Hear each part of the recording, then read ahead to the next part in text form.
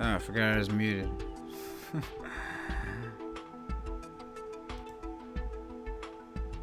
Alright, let's see if I...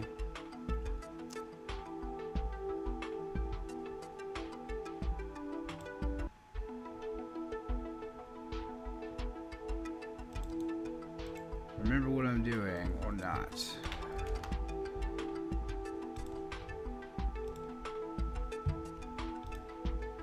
Oh, look, you can see the chat now.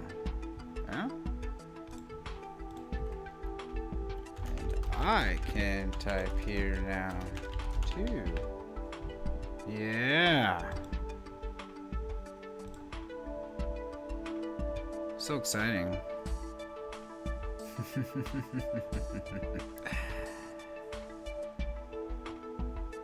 Up. 3 viewers. That's cool. I guess I should share this around. Man, this music is... it's something.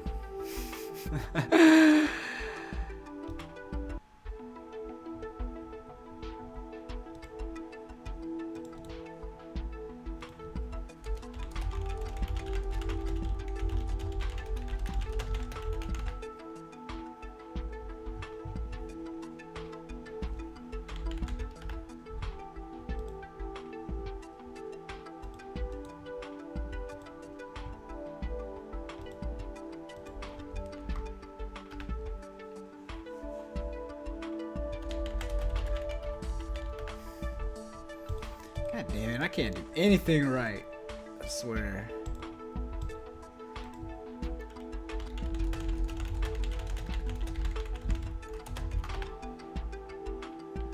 Well, at least you fuck it up in the DM before you fuck it up in real life.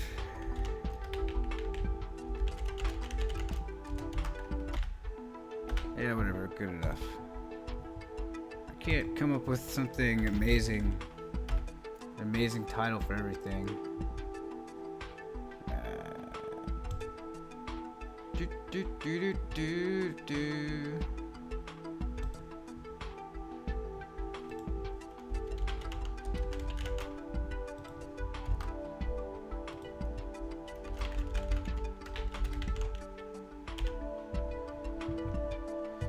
Sure. Oh my. People don't get annoyed. They keep posting stuff.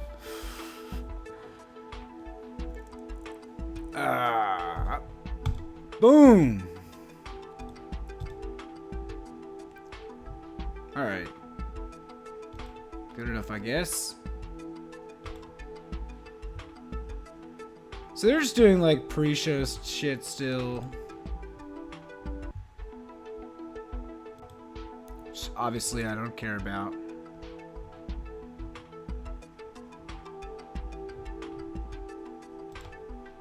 Hey, Kennedy. The music sucks.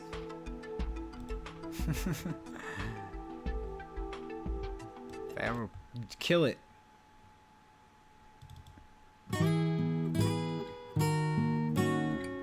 So, I heard one smart pundit say something today. Pundits usually say stupid things, but they said,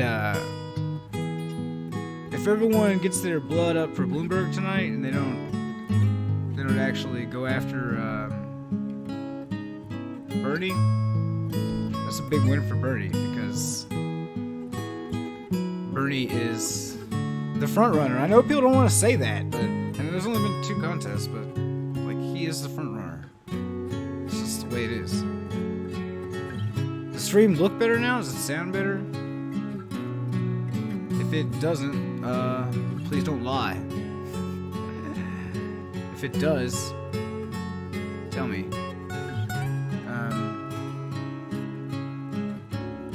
But I'm not really sure. I think tonight could surprise some people.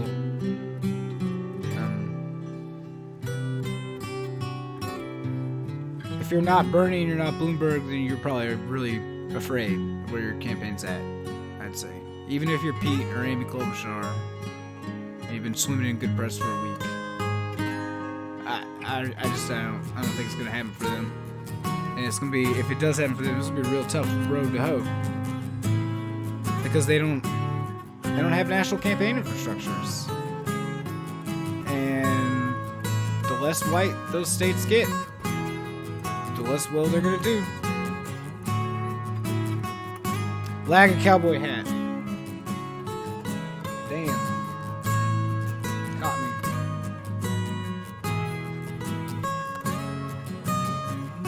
Alright, looks like we're good to go. What's up, Rachel Maddow? People in America who are like, yeah, between Bernie Sanders and Mike Bloomberg, I can't decide. Like, that's just hard to believe, you know what I mean? Like, among all the two people in the world, you literally think that hard would be to a believe. polarizing choice?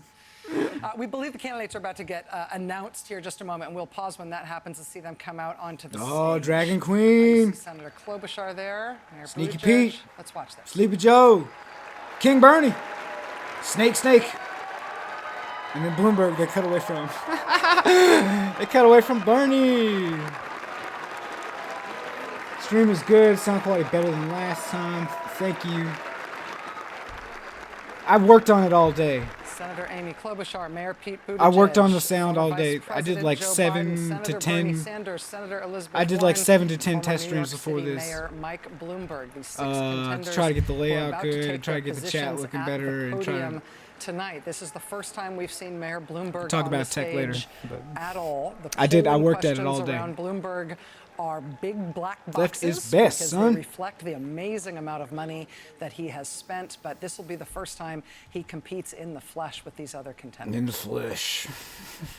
Robert Gibbs, let me ask you about the speech that we just heard from the Democratic Party chairman, Tom Perez. Organize, talking about that being the secret to the success of the Democratic Party in terms of lining up a Democratic congressional delegation in that state. Right. But he's saying that's also the key to the Democrats winning Organize a bunch in of 2020. How do you assess the organizing upper middle capability class of the Democratic professionals Party right now? Well, let's hope that they're counting votes on Saturday and not into next week. I And I think drink. that will give us some indication. But look, if you look at the campaigns that Harry Reid ran, focused on the early vote, making sure you identify who you need to get out and get them out quickly. Mark them off as having voted. And look, this is a great opportunity for the campaigns to hone their messaging and their operations, because as we've talked about this increase in Hispanic vote that is happening now that we haven't seen in 2 90-plus white states, understand too, the two biggest prizes on Super Tuesday, California and Texas, that elf on the left, have electorates in excess of 30% that are Hispanic. Yeah. And so understanding how to talk to, energize, activate, and get those voters to the polls is a huge task, Herculean for these candidates, and it's a great proving ground because, as both Harry Reid emphasized, it looks a lot more like America than the first two states. And the Sanders campaign very confident with their standing with voters of color. Do any of you see any particular skill, any particular deftness when it comes to any of these candidates who are on the stage tonight in terms of speaking to Latino and African-American voters? No, any not of at them? all. No, none.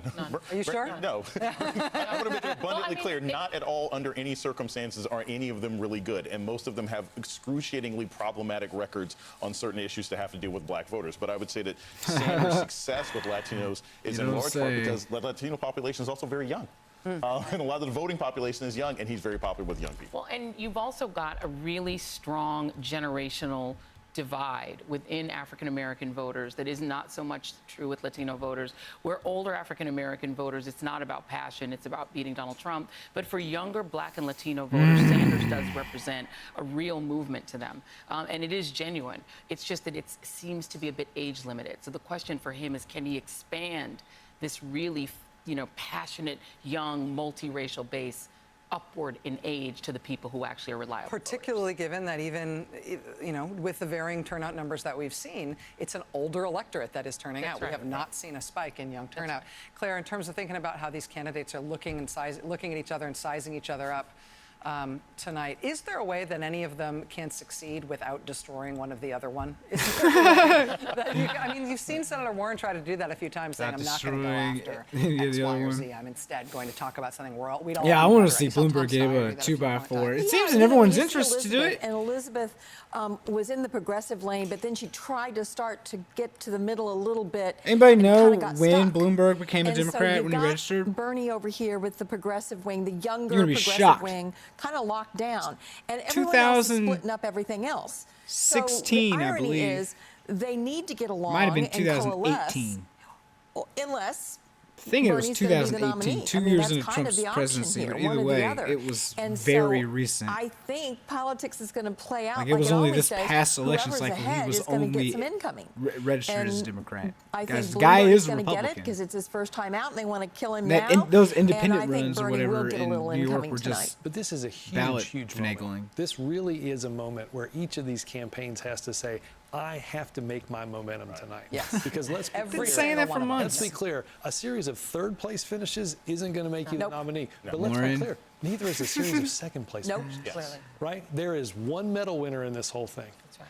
And these campaigns each have to go in here No, with a I'm not on strategy. Twitch, just How looks am I like going it. to come out tonight, gaining that momentum, capturing that undecided vote? I mean, my taking account that into exists on South Twitch, Carolina but- and on to Super Tuesday. It's a big, We'll, big. we'll, game. we'll look into Super Tuesday's a lot different this year multi-streaming for a very big reason. It's maybe called next time. California. Right. And California moving into Super Tuesday. California and changes Texas everything. being I on gotta the tackle same day one is tech huge. challenge at a That's the root time. of all the delegates. I'd love to see a Texas poll. 'Cause First was that figuring out how to also is get delegate rich better and upstream very, very important, speeds. high Latina Second was figuring out population. how to find some That free California software poll, that now is that's not how stable enough California's gonna and end work up. with everything It that I has to have. be 15% to be viable. That's right. If that poll were the outcome, Bernie The Sanders third would thing walk was away with making sure that shit 416 works correct with delegates. YouTube. The fourth thing will Because be nobody else is at restreaming, 15%. perhaps. Game over. That, and that's again, there's campaigns tonight that are looking at both sides of this.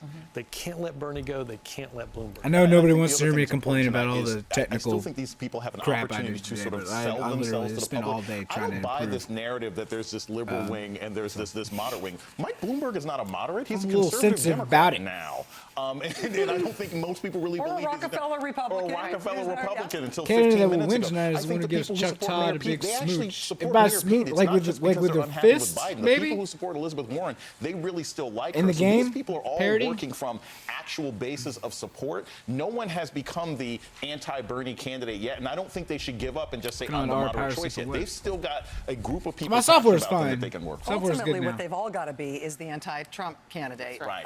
And I will say, it is striking to see. I've heard we're gonna see Restream a is fight not- tonight over, like, I've heard it's really whose- choppy Whose for people who policy use it, that is though. roughly in agreement with everybody else's People who policy use it is to more appropriately means simulcast tested to the third Twitch and decade. stuff. You know. Meanwhile, Donald Trump is dismantling the rule Twitch of and law. YouTube and to and so you will Periscope. see. They're I mean, probably the that'll three also that be I a do. contest tonight, and I Right. think Bloomberg has helped focus the I field would on like this to. in terms of who I can have turn their lots of fire Twitter followers. toward Trump in a way that is going to move Democratic voters. And are we going to see a candidate that shows empathy? Well, not like lots and decency, lots, but inspiration, right? it's like Bill Clinton 4,500. and Barack Obama inspired. They need a candidate to get out of the seats. Kind of proud of that. The Democratic candidates. I'm not really debate that in good Las at posting, Vegas so. begins right now. Zach, what's up? Good to see you. See my champagne communist. Let us create the political revolution this country needs. The stakes could not be higher. We cannot afford to miss the mark or to miss this moment. I will bring this country together instead of tearing it FMOD. apart. I can't do it alone. I need your help to climb that mountain.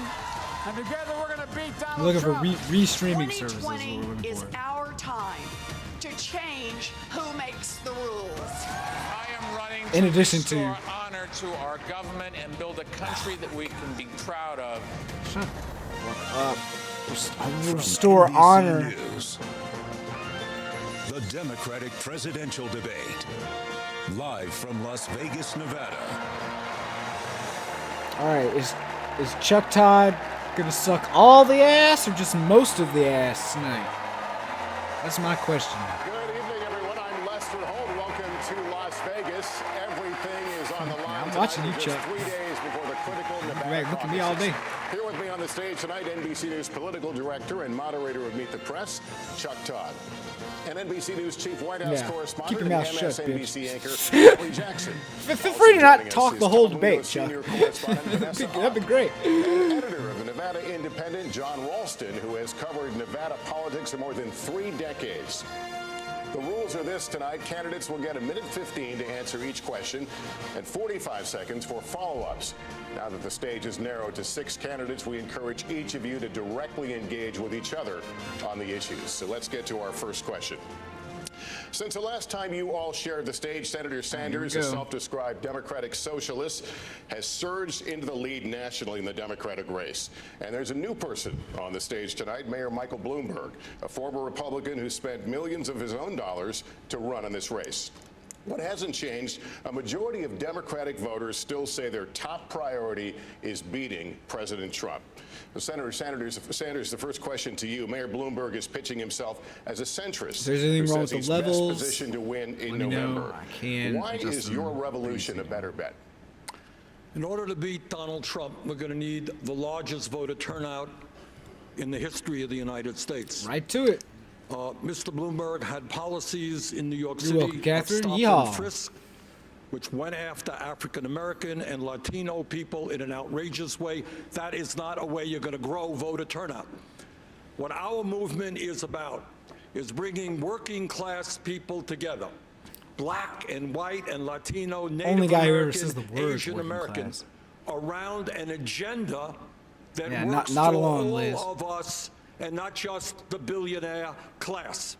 And that agenda says that maybe, just maybe, we should join the rest of the industrialized world, guarantee health care to all people as a human right, raise that minimum wage to a living wage of $15 an hour, and have the guts to take on the healthcare as a fossil human fuel right. industry.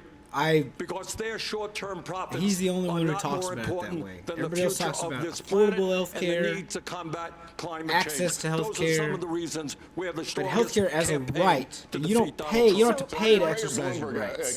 Can Senator Sanders beat It's an President important- Trump, and how do you want to respond to what else he said? I don't think there's Important any distinction. chance of Elizabeth Warren already trying to Senator get in beating there. They shut her President Trump. down. You don't start out by saying, I've got 160 million people. I'm going to take away the insurance plan that they love. That's just not a ways that you go and start building. Raise your hand if you coalition love your with the employer Sanders, provided insurance. Camp thinks that they can do. I don't think there's any chance whatsoever.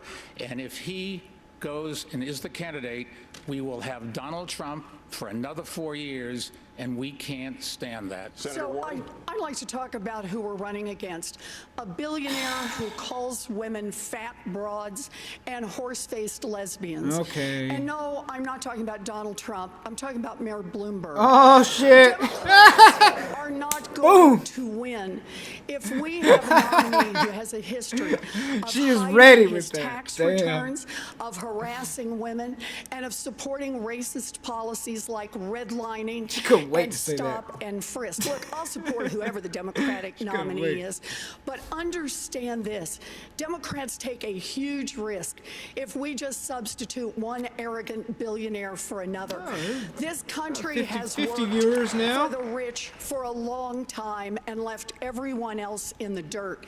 It is time to have a president who will be on the side of working families and be willing to get out there and Are we gonna fight we're gonna for go back them. to the old That days, is why I am in right? this Where race, we and just that have a is how I will Biden beat Warren Donald tag Trump. team on Senator, whoever the biggest piece of shit on the stage is. Senator I'll be all right with Klobuchar, that. what do you think the path is from this stage to the White House? What works? I think the path is a high voter turnout. I'm the one on this stage that had the highest voter turnout of any state in the country when I led the ticket, as well as bringing in rural and suburban voters. And I've done that as well. And I'm the only one with the receipts to have she done talking that about? in Republican congressional districts over and over again. But I want to say this. I actually welcomed Mayor Bloomberg to the stage. I thought that he shouldn't be hiding behind his TV ads. And so I was all ready for this big day. And then I looked at the memo from his campaign staff this morning. And it said that he actually thought that three of us they're should already get out fucking of his the shit way. up. That is what his campaign said, because we should pave the way for him to become the nominee. You know, I have been Get his told ass. as a woman, as someone that maybe no one thought was still going to be standing up on this stage, but Get I his am ass. because of pure grit and because of the people out there. I've been told many times to wait my turn and to step aside. And I'm not going to do that now, and I'm not going to do that because a campaign memo from Mayor Bloomberg said this morning that the only way that Everyone we get a wants to nominee run against is Mayor if we step Bloomberg. aside for him. I think we need something different than Donald Bloomberg Trump. puts I don't himself think you look next at to Donald Trump to and make say, himself look we need good. someone richer in the But White if you're House. running in the Democratic Party primary, pretty much any Democrat looks better than Bloomberg because he was a fucking Republican like 2 years ago. Tonight.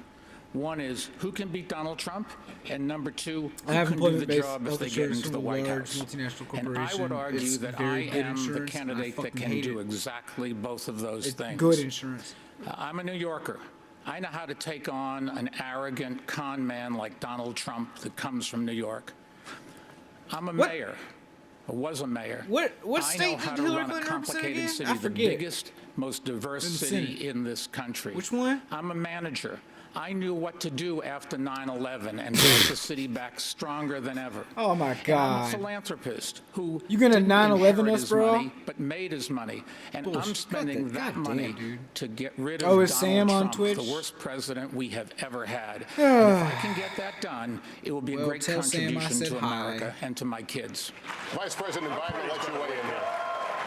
I didn't see him Who can streaming, beat so Donald that's the only Trump? reason I'm NBC doing did a it. poll yesterday. It says Joe Biden is Man, best now equipped to beat I'm Donald bummed Trump. out. That's what your poll Why the said. fuck you tell me that, David? It said that I can beat him in those I ain't really toss-up mad states at too. you. Those Yeah, I states know we Sam's have to stream. win. Well, I'll just watch I'm ahead Sam's by 8 stream. points across You the can board. watch me watch So in Sam's terms of stream. being able to beat Donald Trump, I'm better positioned according to your poll than anybody else to beat Donald Trump.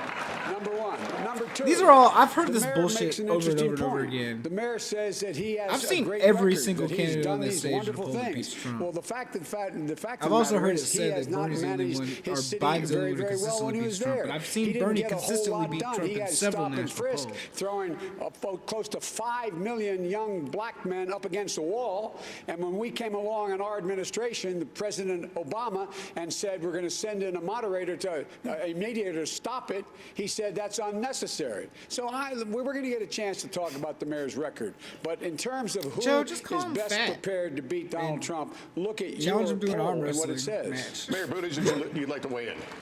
Yes, we've got to wake up as a party.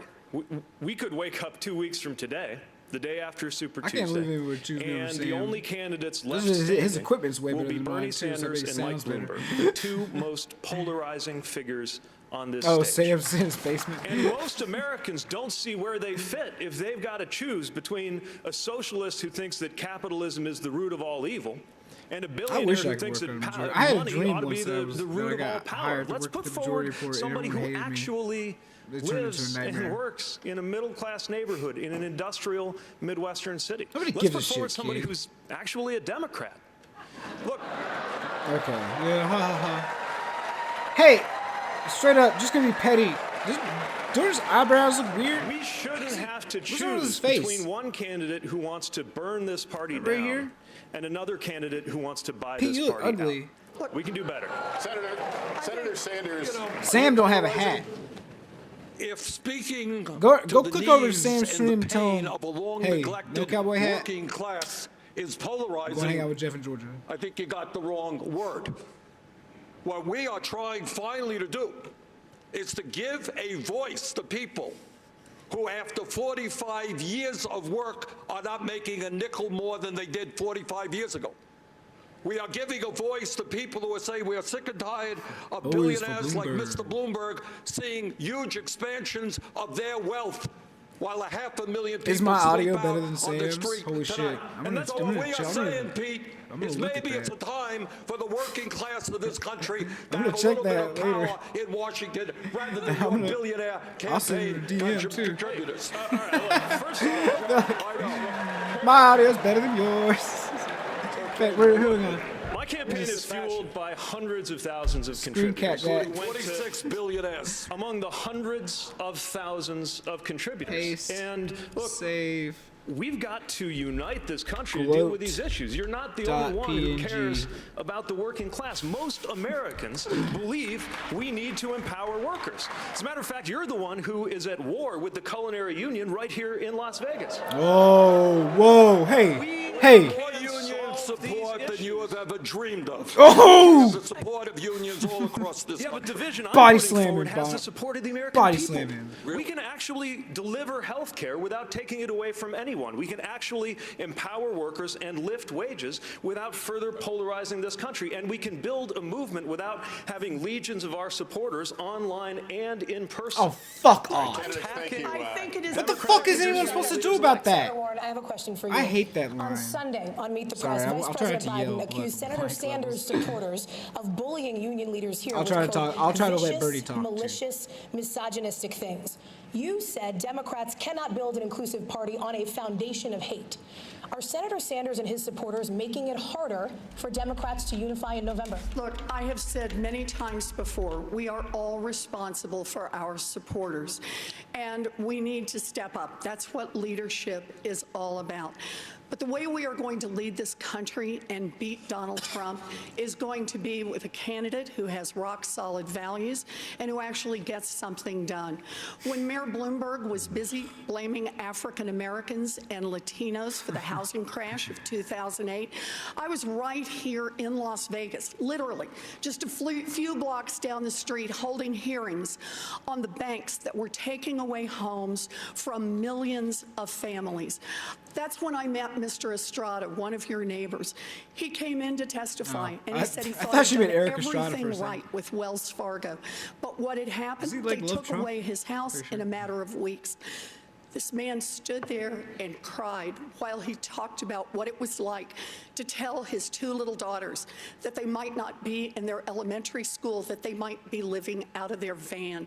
I spent the next years making sure that would never happen again. Wall Street fought us every inch of the way on a consumer agency. Right now. They lost, and I won. We need a candidate with unshakable values and a candidate who can actually get something done for working people. Thank you, Senator. That's why I'm in this race, and that's how I'll beat Donald Trump. Senator Sanders.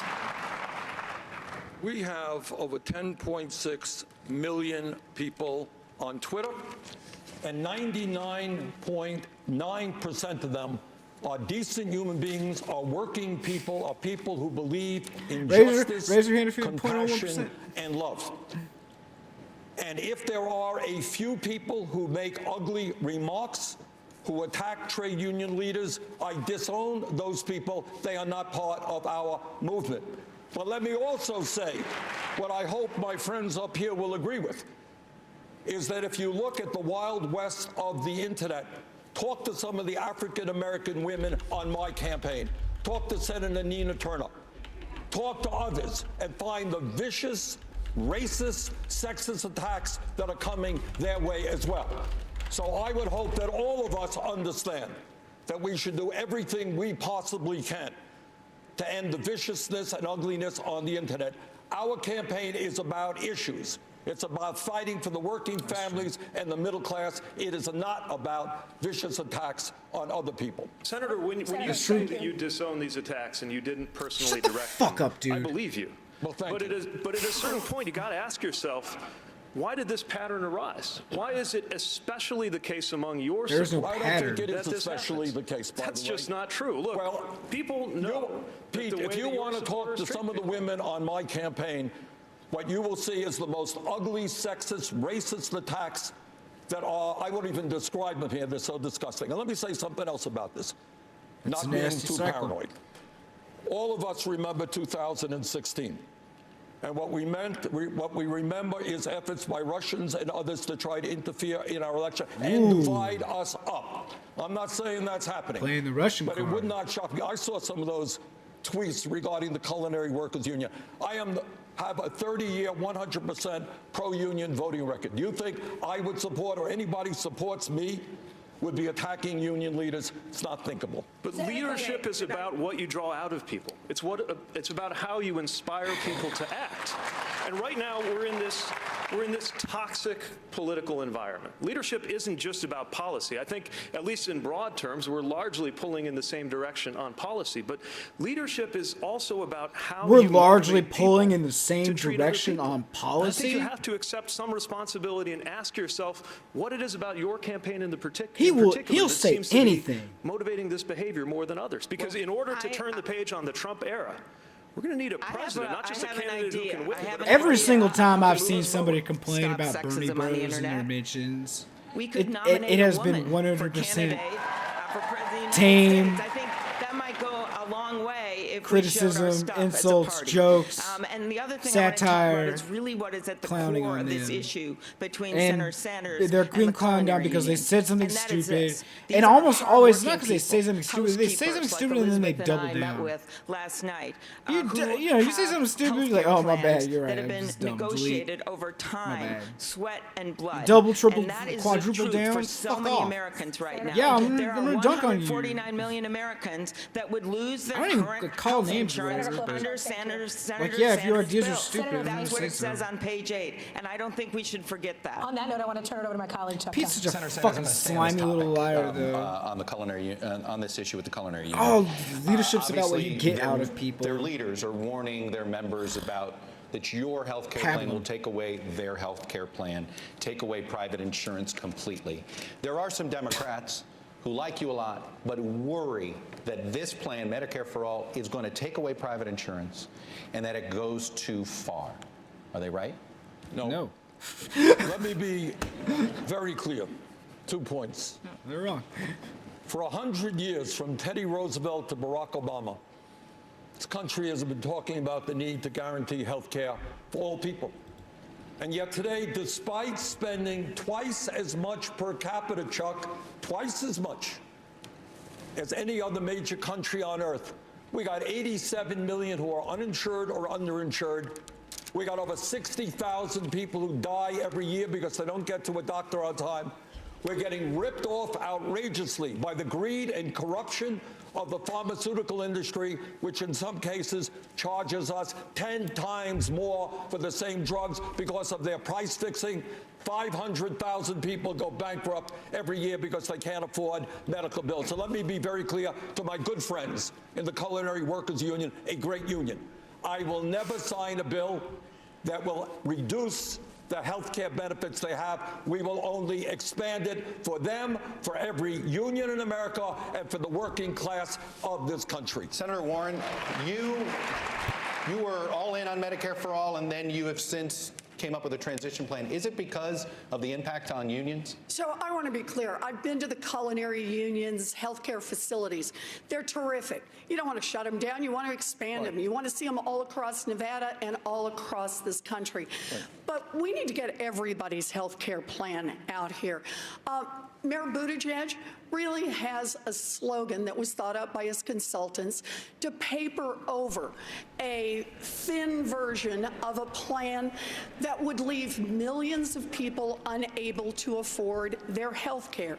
It's not a plan, it's a PowerPoint. And Amy's plan is even less. It's like a Post-it note, insert plan here. Damn. Bernie has Oh, she loves it, though. very Look. much, has a good start, but instead of expanding and bringing in more people Yeah, I'm fine, to sorry. help, Camera percent. instead his campaign relentlessly attacks everyone who asks a question or tries to fill in details about how to actually make this work. And then his own advisors say, probably won't happen anyway. Look, healthcare is a crisis in this country. We need, my approach to this is we need as much help for as many it's a people crisis, as then- quickly as possible and bring in as many supporters as we can.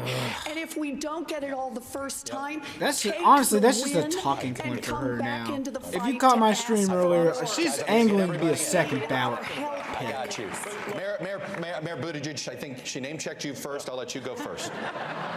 You name-checked me second. Yes, okay. I think I'm more of a Microsoft Word guy, and if you look at my plan, I don't know if there are any PowerPoints on it, but you can definitely Seem find like the an Excel document guy to on me. PeteForAmerica.com, and you'll see that it is a plan that solves the problem makes sure there is no Solves such thing the problem. as an uninsured American. What is the does it problem? without kicking anybody off the plan that they have. This idea that the union members don't know what's good Our for plans them is the suck. exact kind Please of kick me condescension off my plan arrogance that and makes give me people Medicare for skeptical all. of the policies we've been putting forward. Here we have a plan that the majority of Americans support. Do you realize how historic that is? That the American The number of people with are ready to actually wait good far insurance beyond is what like was true so even 10 small. years ago and what was Like if you're available really, really to rich, you President don't Obama need at the insurance. time. You just There's pay a powerful cash. American majority ready to undertake the biggest, Like these culinary, the culinary union in Las Vegas is probably one of the last we don't force it on anybody. fucking places with something like Let that. me go, Senator Klobuchar, and then I'll have you explain. Okay. All right, Senator Klobuchar. Well, I think the Post-it note came first, Senator. Oh my God, damn! We're already doing I take this, personal Chuck. offense since Post-it notes were invented in my state. You should 3M us. 3M. Okay. Who cares? My plan is a public option. And according to all the studies out there, it would reduce premiums for 12 million people immediately. It would expand coverage for about that same number. It is a significant thing. It is what Barack Obama wanted to do from the very beginning. And the way I look at it, since we're in Vegas, when it comes to your plan, Elizabeth and Bernie's, on Medicare for All, you don't put your money on a number that's not even on the wheel. Nobody wants to hear from from you. Medicare for All You were not mentioned. not on the wheel? Why is it not on the wheel? Because 2/3 of the Democratic senators are not even on that bill. Because a bunch of the new House members that got elected see the problems with blowing up the Affordable Care Act. They see it right in front of them. And the truth is that when you see some troubled waters, you don't blow up a bridge, you build one. And so we need to improve the Affordable Care Act. Sick of these folksy fucking metaphors. You know folksy metaphors that are actually good. You come to Jeff and You were. Okay. Go ahead, Senator. Zach Sherman's right. A public option. I have come to think that a public option is actually about as bad as doing nothing, maybe worse in some ways. Speak on it, King. Or another, Canada can provide universal health care to all their people, half the cost. UK can do it. France can do it. Germany can do it. All of Europe can do it. Gee whiz, somehow or another, we are the only major country on earth that can't do it. Why is that? And I'll tell you why. It's because last year, the healthcare industry made $100 billion in profits. Pharmaceutical industry, top 6 companies, $69 billion in profit. And those CEOs are contributing to Pete's campaign and other campaigns up here. Let's clear this up. So maybe it is finally time that we said as a nation, enough is enough. The function of a rational healthcare system is not to make the pharmaceutical industry and the drug companies rich. It is to provide healthcare to all people as a human right, not a privilege. Mr. Vice President, no premiums, no Mr. Vice President, no deductibles. Let's go ahead. And then Senator Warren. Mr. Vice President and Senator Warren. Yeah, look how mad they The all state's are. actually got anything done on health care. Okay? What'd you get done, asshole? The president turned to him and said, go get the votes for Obamacare. And I noticed what And you everybody's talking failed. about is the plan that I first introduced. That is to go and add to Obamacare, provide a public talking about option, Republican votes. a You ain't gonna Medicare-like fucking option. Republican votes. It cost and increase the subsidies. It cost a lot of money. It cost $750 billion over 10 years. But I pay for it by making sure that Mike and other people pay at the same tax rate their secretary pays at. That's Mention how we Mike. get paid. Number one. Number two, you know, from the moment we passed that signature legislation, Mike called it a disgrace, number one. Number two, Trump decided to get rid of it. And number three, my friends here came up with another plan. But they don't tell you. When you ask Bernie how much it cost, the last time he said that, I think it was on your show, he said, we'll find out. We'll find out. Lie about how much it costs, Joe. It cost over $35 trillion. It's 11 trillion gazillion bazillion dollars. Of course, obviously. Oh, it's so expensive. You can never afford it. So I actually took a look at the plans that are posted. Mayor Buttigieg, there are 4 expenses that families pay, right? Premiums, deductibles, copays, and uncovered medical expenses. Mayor Buttigieg says he will put a cap only on the premiums. And that means families are going to pick up the rest of the cost. Amy, I looked online at your plan. It's 2 paragraphs. Families are Snake in the suffering, rat. and they need a plan. You can't The simply snake and the rat stand and the here dragon and trash fighting. an idea to give health care coverage to everyone without having a realistic plan You of know, your I think own. Joe And if you're Biden's not going to own feeling up to the fact almost either like that maybe you some of the don't have a pressure is plan off or of that your him plan because is he's gonna leave so people without he's so far healthcare down. coverage, full He's coverage, just like, then fuck you it, need to whatever. say so. Like, I just want to you know. say on this, when I was in flatly Reno, untrue. when I met a man It's who like that said bizarre he had way diabetes, you sometimes, he like, gets his insulin get hot through the in VA, a game but or his something sister when and you his daughter stop giving a also shit have about whether or not diabetes. you're actually No good way to or pay for their winning. I don't know. insulin. 3 human beings right here in Nevada My plan who takes are care of that. struggling. They share one Very quickly. insulin prescription. Mayor That should not Bloomberg, happen in was Vice President Biden right? You weren't a fan of Obamacare? I am a fan of Obamacare. At the beginning, Dodged. Mr. Vice President, I just checked the record because you'd said one time that I was not. In '09, I testified and gave a speech before the mayor's conference in Washington, advocating it and trying to get all the mayors to sign on. And I think at that time I wrote an article praising Obamacare. It was either in the New York Post or the Daily News. So the facts are, I was there. Somebody else told me my audio is better than Sam's. Saving that. I was in favor of it. I thought it didn't go as far as we Gloat should. 2.png. What Trump has done to this is a disgrace. The first thing we've keep got those to comments do going, is guys. get the White House and Gals, bring back everyone. those things that were left, and then find Everyone a way keep telling to me my expand it. stream quality is Another better than public Sam's. option, having some I'm rules starting a about little collection. capping charges. All of those things. Zach, we I'm shouldn't just sorry to hear walk that. away and start something that is totally new, untried. Okay, Vice President. My wife has to. The mayor said has had to- when we passed it, the signature piece of this Ration. administration, it's a disgrace. They're the Remains exact words. It was a disgrace. Look it up. Check it out. Okay. It was a disgrace. Thank you. I cover, by the way, I plan. You do not have surprise billing. You bring down drug prices. People are not, and it gives people all the things we're just talking about. I guess you're not got the time to do it, but I'll get a chance to talk Thank about you, it. sir. Lester. Well, I guess my time. He's always saying his time is Beginning up. of this debate, you took some incoming fire on this next topic, so let's get into Dude, you it. just In gotta keep talking. 2015, this is how you describe your policing policy as mayor. Quote, we put all the cops in the minority neighborhoods. And you explain that as, quote, because that's where all the crime is. You went on to say, and the way you should get the guns out of the kids' hands is to throw them against the wall and frisk them. Ben Dixon, You've shout out. apologized for that policy, but what Ben does Dixon, that kind shout of language out. say about how If you're not you following view him on people of Twitter, go color do it. or people in minority And neighborhoods? Well, if Hey, I go back if and you look want to, at maybe my time in office, the one thing that I'm go remind Ben that really I tried to schedule worried an about, interview with him embarrassed when we got- I about sent an email and was never how it turned out with stop and frisk. When I got into office, there were 650 murders a year in New York City. And I thought that my first responsibility was to give people the right to live. That's the basic right of everything. And we adopted a policy which had been in place, the policy that all big police departments use of stop and frisk. What happened, however, was it got out of control.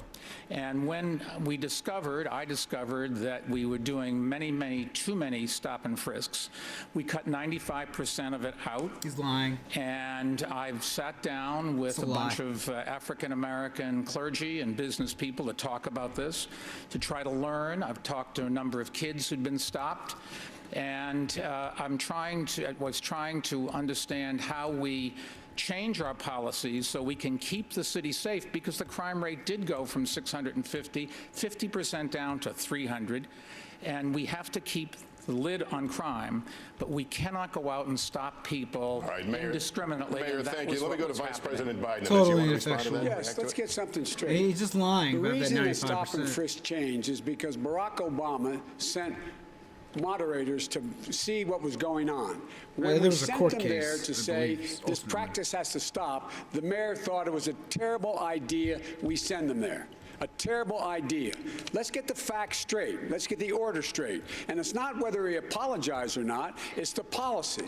The policy was abhorrent, and it was, in fact, a violation of every right people have. And we are the one. Our administration sent in people to monitor it, and at the very time, the mayor argued against that. This idea that he figured out it was a bad idea. He figured out it was a bad idea after we sent in monitors and said it must stop. Even then, he continued the policy. All right, Mayor, would you like to make a quick response to that? Yes, I would. Yeah, I would like you to, I've too. apologized. I've asked for forgiveness. But the bottom line is... From who? That God? We stop too many people. About the people you policy, fucking terrorize. Too many people, and we've got to make sure that we do something about criminal justice in this country.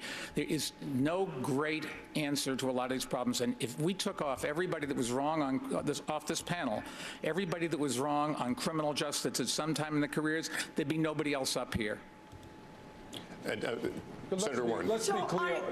I'm sorry, who did you call on? Senator Warren. Sorry. I do think that this really is about leadership and accountability. When the mayor says that he apologized, listen very closely to the apology. The language he used is about stop and frisk. It's about how it turned out. Now, this isn't about how it turned out. This is about what it was designed to do to begin with.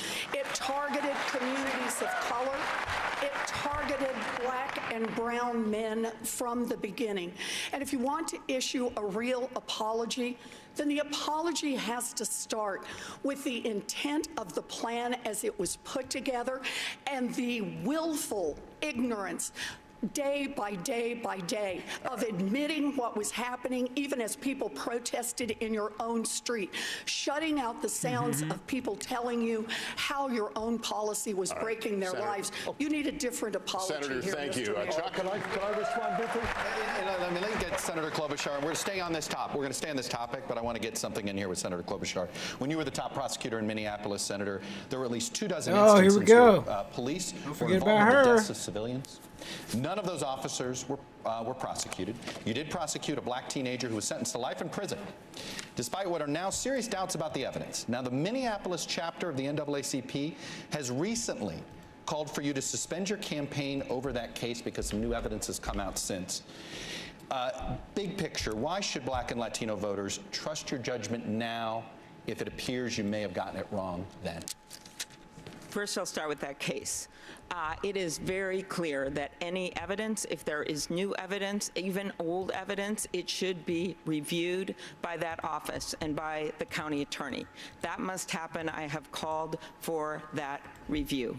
This was a case involving an 11-year-old African-American girl named Taisha Edwards who was shot doing her homework at her kitchen table. 3 people were convicted. One of the cases is the one that that's what I was doing, by the way.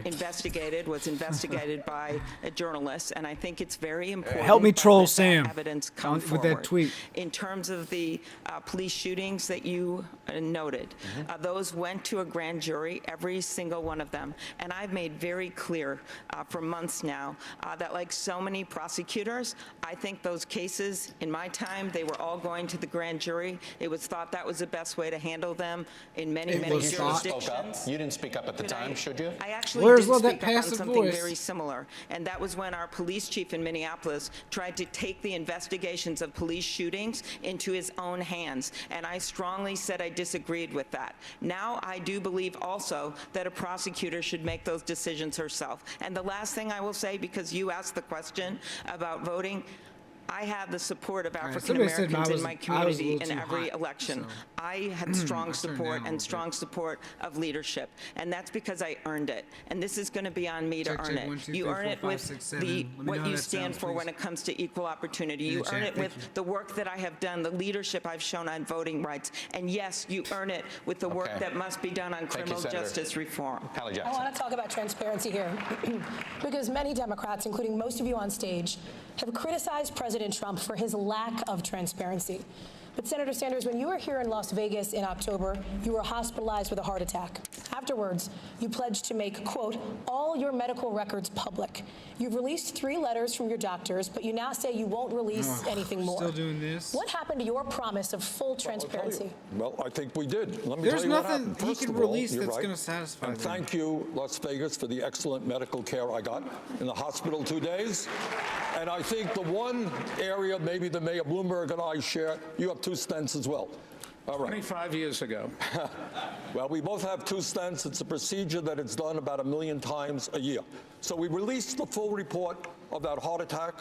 Second of all, we released my whole 29 years in the Capitol, the attending physician, all of my history, medical history. And furthermore, we released reports from 2 leading Vermont cardiologists who described my situation, and by the way, who said Bernie Sanders is more than able to deal with the stress and the vigor of being president of the United States. Hey, follow me around the campaign trail, 3, 4, 5 events a day.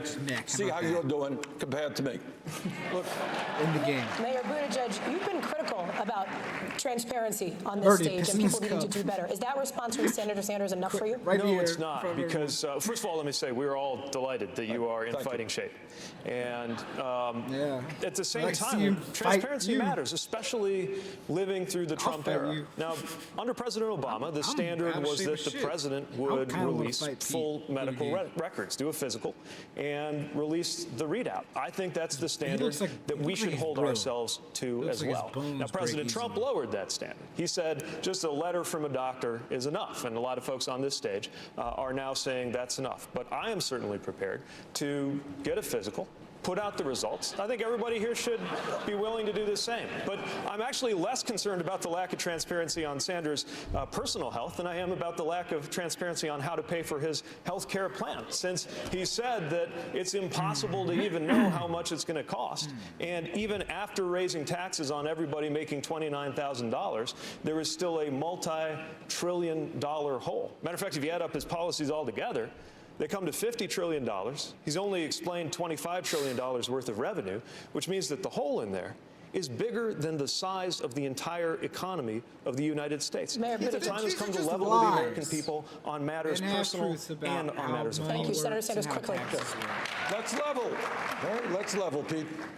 Under your plan, which is a maintenance continuation of the status quo, can I finish? The average American today is paying $12,000 a year. That's what that family is paying. 20% of a $60,000 income, $12,000 a year. Highest prices in the world for prescription drugs. Just the other day, a major study came out from Yale epidemiologists in Lancet, one of the leading medical publications in the world. What they said, my friends, is Medicare for All will save $450 billion a year. Because we are eliminating the absurdity of thousands of separate plans that require hundreds of billions of dollars of administration. And by the way, ending the $100 billion a year in profiteering from the drug companies and the insurance companies. Really important. My plan is the status quo, and that's false. Look, if my plan is the status quo, why was it attacked by the insurance industry the moment it came out? And on issue after issue after issue, this is what Senator Sanders is saying. If you're not with him, if you're not all the way on his side, then you must be for the status quo. Well, you know what? That is a picture that leaves most of the American people out. I want to go to Mayor Bloomberg on this transparency issue. Very briefly on transparency, Mayor Bloomberg, your campaign has said that you would eventually release your tax records when it comes to transparency. But people are already voting now. Why should Democratic voters have to wait? It just takes us a long time. Unfortunately or fortunately, Could I comment on that? Fortunately, I make a lot of money, and we do business all around the world, and we are preparing it. The number of pages will probably be in the thousands of pages. I can't go to TurboTax, but I put out my tax return every year for 12 years in City Hall. We will put out this one. It tells everybody everything they need to know about every investments that I make and where the money goes. And the biggest item is all the money I give away. And we list that, every single donation I make, and you can get that from our foundation anytime you want. Okay, yeah, I'm just looking at my husband in the front row that has to do our taxes all the time. We probably could go to TurboTax. And the point of this is I believe in transparency. I had a physical, by the way. It came out well. We might all be surprised if my blood pressure is lower than Mayor Pete's. That might really shock everyone out there. And I think you should release your records from your physical. Secondly, when it comes to tax returns, everyone up here has released release their tax returns, Mayor.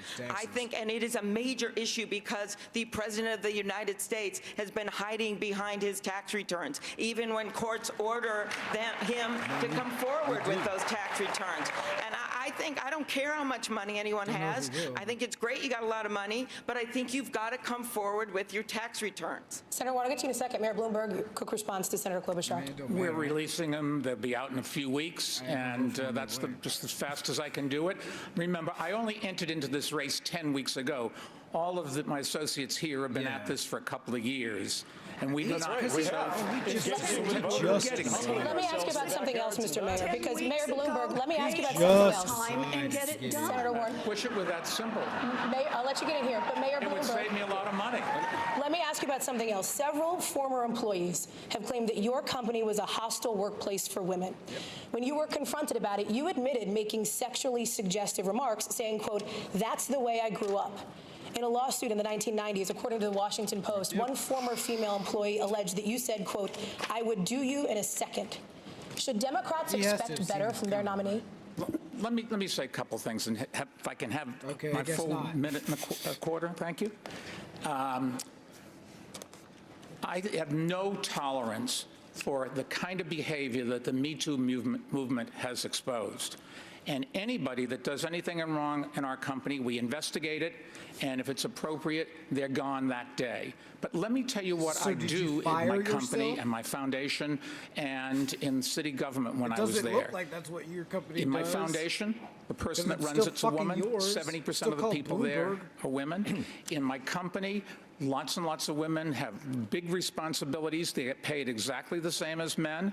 And in my in City Hall, the top person, my deputy mayor, was a woman, and 40% of our commissioners were women. Who gives a shit? I am very proud of the fact that about 2 Does weeks that mean ago, all the women that we you were hurt awarded. that didn't happen? We were voted the most God, the best place to work. $60 billion second best place in America. If that doesn't say something about our employees and how happy they are, I don't know what does. Senator Warren, you've been critical of Mayor Bloomberg on this issue. Yes, I have, and I hope you heard what his defense was. I've been nice to some women. That just doesn't cut it. The mayor has to stand on his record, and what we need to know is exactly what's lurking out there. He has gotten some number of women, dozens, who knows, to sign non-disclosure agreements, both for sexual harassment and for gender discrimination in the workplace. So, Mr. Mayor, are you willing to release all of those women from those non-disclosure agreements so we can hear their side of the story? Are you? Are you? We have a very few non-disclosure agreements. How many is Let me that? finish. How many is that? None of them accuse me of doing anything other than maybe they didn't like the joke I told. And let me just put, there's agreements between two parties that wanted to keep it quiet, and that's up to them. They signed those agreements, and we'll live with it. So wait, when you say it is up to, I just want to be clear. Some is how many? And when you say they signed them and they wanted them, if they wish now to speak out and tell their side of the story about what it is they allege, that's now okay with you? You're releasing them on television tonight? Senator? No. Is that right? Senator, the company and somebody else, in this case, a man or a woman, or could be more than that, they decided when they made an agreement that they wanted to keep it quiet for everybody's interest. They signed the agreements, and that's what we're going to live with. I'm sorry. No, the question is, are the women bound by being muzzled by you? And you could release them from that immediately, because understand, this is not just a question of the mayor's character. This is also a question about electability. We are not going to beat Donald Trump with a man who has who knows how many non-disclosure agreements and the drip, drip, drip of stories of women saying they have been harassed and discriminated against. That's not what we do as Democrats. Mr. Vice President. You got his ass. Let's get something straight here. It's easy. All the mayor has to do is say, you are released from the non-disclosure agreement. Period. Biden We talk about transparency here. This guy got himself in trouble and maybe saying that there was he couldn't disclose what he did. He went to his company. Just be super clear, that was about the list of clients. No. Yeah, You're not funny. No, you're right. But he went to the company and said, I want to be released. I want to be able to do it. Look, this is about transparency from the very beginning, whether it's your health record, whether it's your taxes, whether you have cases against you, whether or not people have signed non-disclosure agreements. You think that women, in fact, were ready to say, I don't want anybody to know about what you did to me. Especially if you're a That's woman, not how it works. The way it works is they say, look, this is what you did to me, and the mayor comes along and his attorney says, I will give you this amount of money if you promise you'll never say anything. That's how it works. Mayor Bloomberg, final word to you. Just what Trump did, except I said we're not going to get to end these agreements because they were made consensually, and they have every right to expect that they will stay private. If they want to release it, they should be able to release themselves. Can I add a word to Say this? yes. You know, we talk about electability, and everybody up here wants to beat Trump. And we talked about stop and frisk, and we talked about the workplace that Mayor Bloomberg has established and the problems there. But maybe we should also ask how Mayor Bloomberg in 2004 supported George W. Bush for president, put money into Republican candidates for the United States Senate when some of us, Joe and I and others, were fighting for Democrats to control the United States Senate. And maybe we can talk about a billionaire saying that we should not raise the minimum wage, or that we should cut Social Security, Medicare, and Medicaid. If that's a way to beat Donald Trump, wow, I would be very surprised. Thank you, Senator. Vanessa, to you. I just Senator want to make clear, Klobuchar, honestly. You're running on your Washington experience, but last week in a Telemundo interview, you could not name the president of Mexico or discuss any of his policies. Last night, you defended yourself saying, quote, "This isn't jeopardy." But my question to you is, shouldn't our next president know more about one of our largest trading partners? Of course. Of course. And I don't think that momentary forgetfulness actually reflects what I know about Mexico and how much I care about it. And I first want to say greetings to President López Obrador. Secondly, what I meant by the game of Jeopardy is that I think we could all come up with things. You know, how many members are there in the Israeli Knesset? 120. Who is the president of Honduras? Hernandez. But when it comes to Mexico, I am the one person on this stage that came out first to say I was for the U.S. Mexican-Canadian trade agreement. That is going to be one of the #1 duties of a president. Senator Klobuchar, my colleague specifically asked you if you could name the president of Mexico, and your response was no. Yes, that's right. And I said that I made an error. I think having a president that maybe is humble and is able to admit that here and there maybe wouldn't be a bad thing. Mayor Buttigieg, if you could let me, a good response. If you could, yeah, look, I wouldn't liken this to trivial. I actually didn't know how many members were in the Knesset, so you got me there. But you're staking your candidacy on your Washington experience.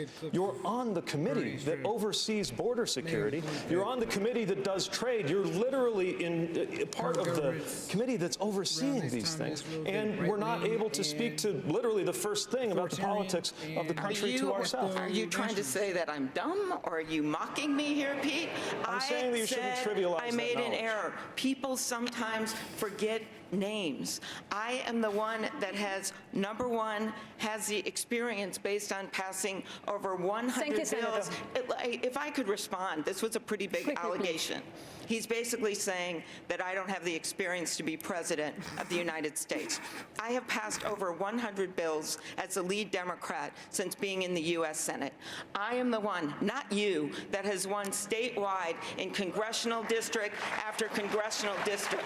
And I will say, when you tried in Indiana, Pete, to run, what happened to you? You lost by over 20 points to someone who later lost to my friend Joe Donnelly. So don't tell me about experience. What unites us here is we want to win. Right. And I think we should put a proven winner in charge of the ticket. This is a race for president. If winning a race for Senate in Minnesota translated directly to becoming president, I would have grown up under the presidency of Walter Mondale. This is different.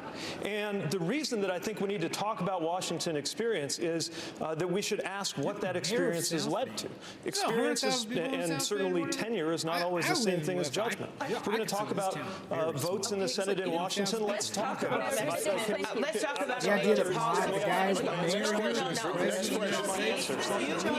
Hello.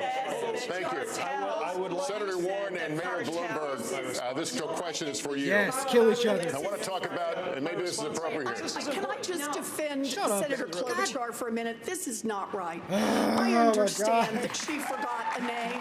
It happens. It happens to everybody on this stage.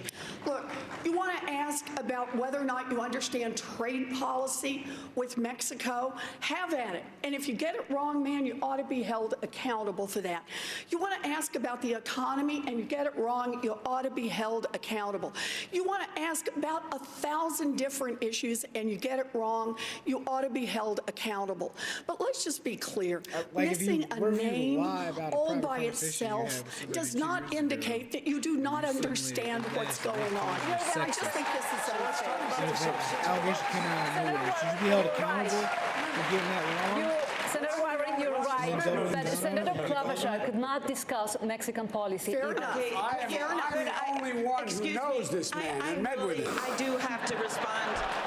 Come on, man. Come on, man. You have just invoked my name again, and I ask you to look at the interview I did directly after the forum, which we went into great detail on Latin American policy. And I want to say one thing about Mayor Pete, where we just disagree. He was asked on a debate stage about the Mexican cartels. Which are bad criminal organizations. He said that he would be open to classifying them as terrorist organizations. I actually don't agree with that. That is a very valid debate to have. I don't think that would be good for our security coordination with Mexico, and I think you got that wrong. Well, at least that's more time in Mexico than anybody. Can I get a chance to say something? Hold on. Vice President. See, thank you. Look, I'm the only one to spend extensive hundreds of hours in Latin America. I've met with this president. I've met with the last president, the one before that. I've been deeply involved in making sure that we have a policy that makes more sense than this god-awful president we have now. I'm the guy that put together $750 million to provide help for those Latin American countries that are the reason why people are leaving, because there's nothing for them to stay for. I've spent hours and hours and hours. And so you want to talk about experience in Washington. It's good to know with whom you're talking. It's good to know what they think. It's good to know what you think. And it's good to be able to have a relationship. That's what it's about. All right. Well, we are clearly everybody's warmed up. We're going to take a short break and kick off the next hour with a topic many voters have said is top of mind, the climate crisis. We're back in a moment. Oh, we're talking about it's going to be all about how can we really afford to buy all these solar panels. We'll be right back with our coverage for our sponsor. All right, give me a second here. I'm going to put some music on and I'll talk a little bit.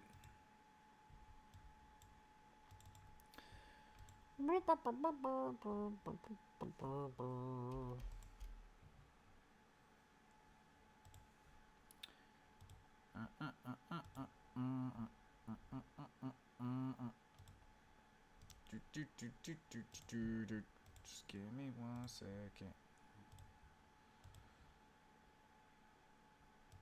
Alright, let's go, I guess.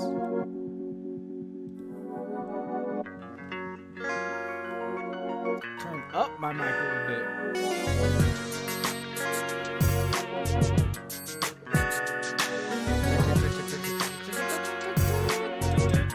Somebody told me I was too hot earlier, so. Yeah, some pretty good debate so far. Right out the gate, all about crushing right? I've never been to Mexico. The only foreign country I've ever been to is Canada.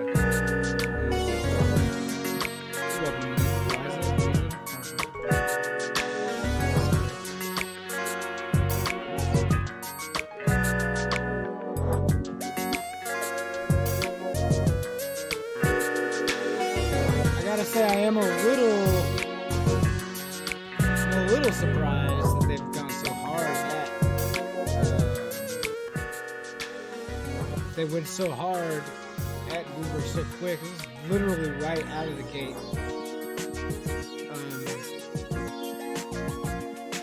But I mean, I don't know about my audience, but for me, I don't really have any tribal loyalty to the Democratic Party. I don't feel a particular affinity to Democrats. You hear me? Like, I don't. It's not like a sports team for me. It's not like, oh, you know, they're my team, so I root for them, and I have attached to them. I get nervous about who, becomes a fan of them or whatever, right? That ain't how it is for me. And I don't think it really is for most people, but I think for some, that is how it is for a few. For all, the Republicans all basically think of authority that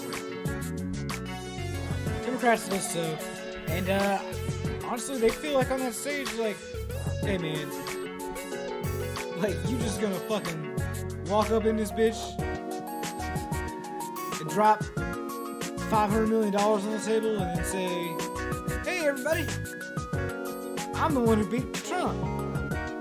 Nah, man, like, cause they've been fucking slugging at each other for months now, and he's just gonna glide in at the last moment and not get any dirt on him. Nah, they're looking to make up some lost time.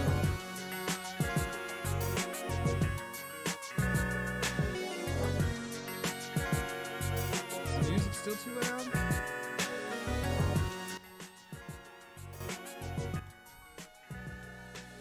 Sorry. Very sorry. Man, I'm always fucking with the levels. I just can't get them right. You want me to turn the music off? I figured you guys didn't want me to... Nope. Go back to the debate now.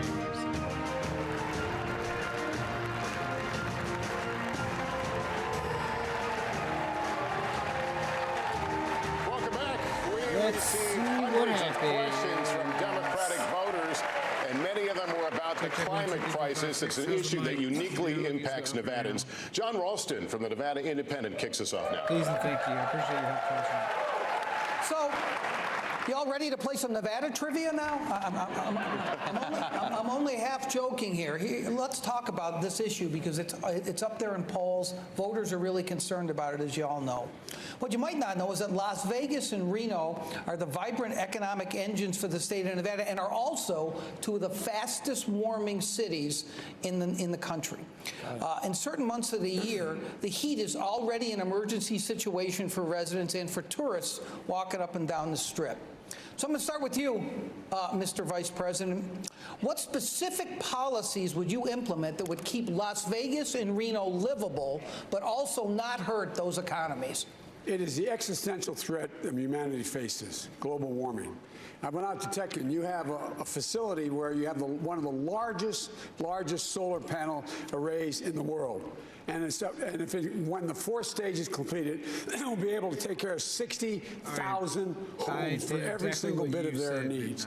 And what I would do is, number one, work on providing the $47 billion we have for tech and to making sure we find answers, is to provide a way to transmit that wind and solar energy across the network in the United States. Invest in battery technology. I would immediately reinstate all of the the elimination of what Trump has eliminated in terms of EPA. I would secondly make sure that we had 500,000 new charging stations in every new highway we built in the United States of America or repaired.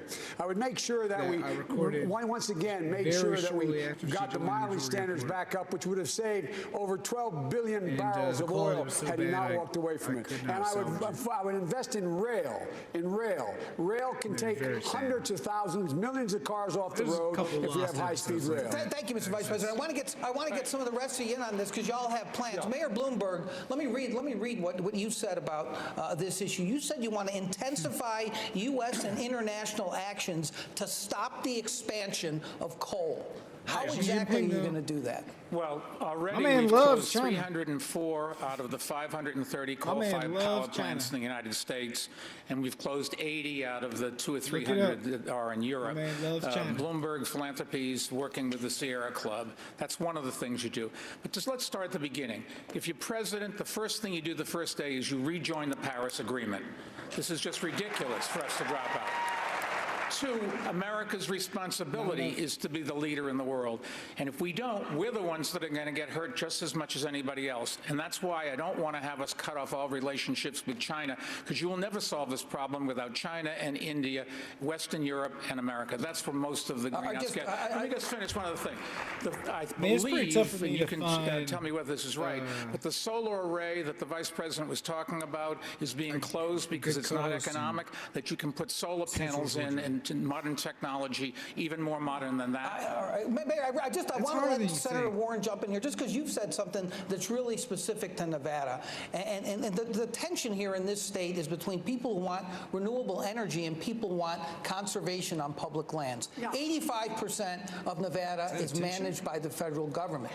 You have said that you are going to have an executive order that would stop drilling on public land, stop mining, which is a huge industry here. You got to have lithium. You got to have copper for renewable energy. How do you do that? So, look, I think we should stop all new drilling and mining on public lands and all offshore drilling.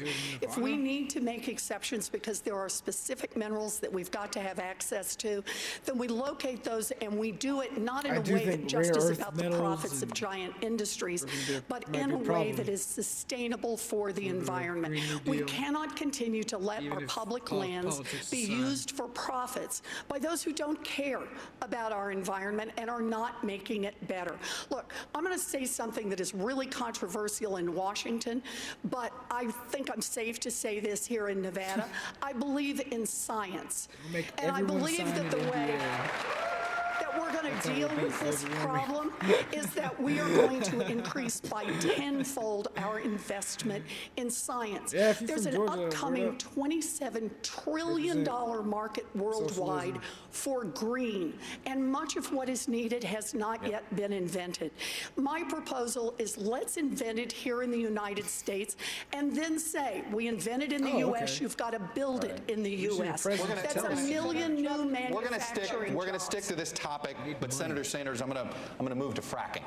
You want a total ban on natural gas extraction, fracking in the next 5 years. The industry obviously supports a lot of jobs around the country, including thousands in the battleground state of Pennsylvania.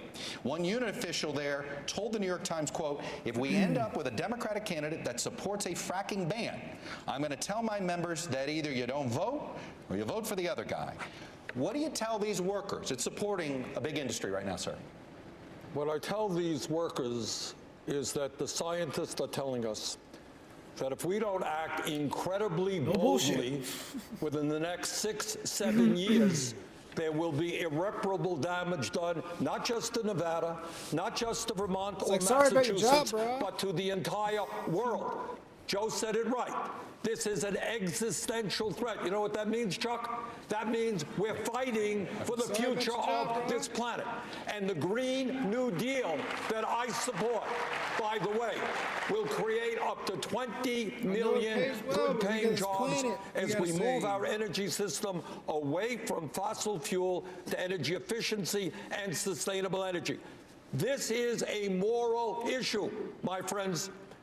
We have to take the responsibility of making sure that the planet we leave our children and grandchildren is a planet that is healthy and habitable, that is more important than the profits of the fossil fuel industry. I want to keep this going. Senator Klobuchar, you're not on the same page at a total ban of fracking. You call it a transitional fuel. But scientists are sounding this alarm now.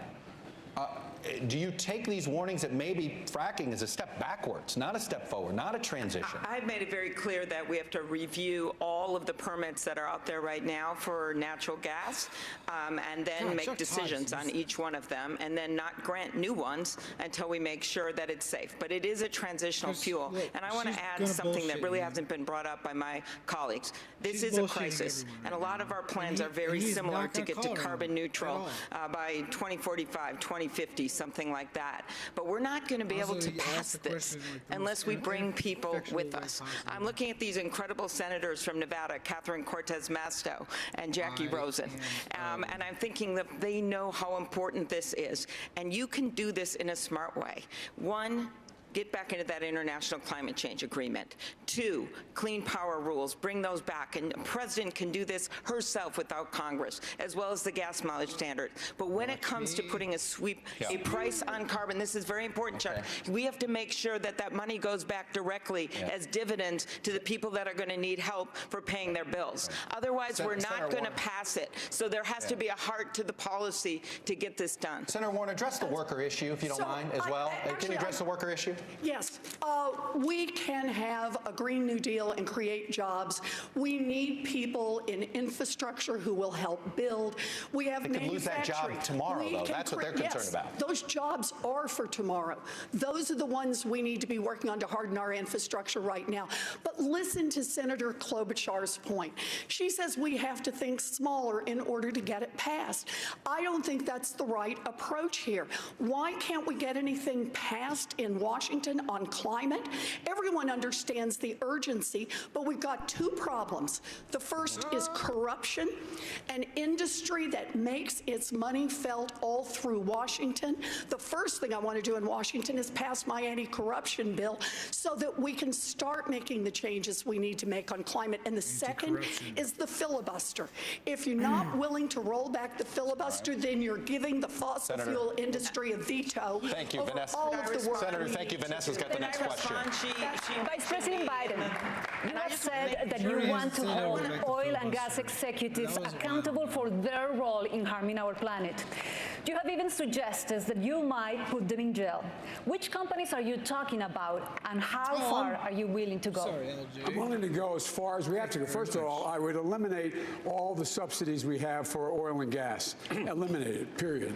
That would save millions and millions of billions of dollars. Number 2, I think that any executive who is engaged in, and by the way, minority communities are the communities being most badly hurt by the way in which we deal with climate change. They are the ones who become the victims.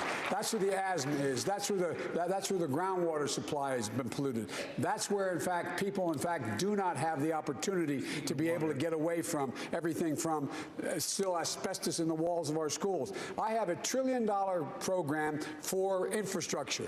That will provide for thousands and thousands of new jobs, not $15 an hour, but $50 an hour plus benefits. Unions being able to do that. And what it does is change the nature. Look, here's the last point I want. I know my time's going to run out. Here's the last point I want to make to you.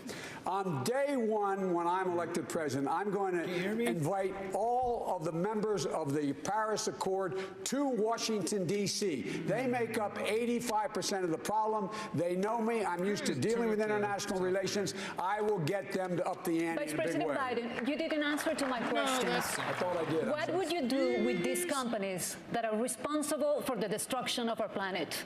What would I do with them? I would make sure they, number 1, stop. Number 2, if you demonstrate that they, in fact, have done things already that are bad and they've been lying, they should be able to be sued. They should be able to be held personally accountable. And they should, and not only the company, not the stockholders, but the CEOs of those companies. They should be engaged. And it's a little bit like, look, this is an industry we should be able to sue. We should go after, just like we did the drug companies, just like we did with the tobacco companies. The only company we can't go after are gun manufacturers. That's my buddy here, but that's a different issue.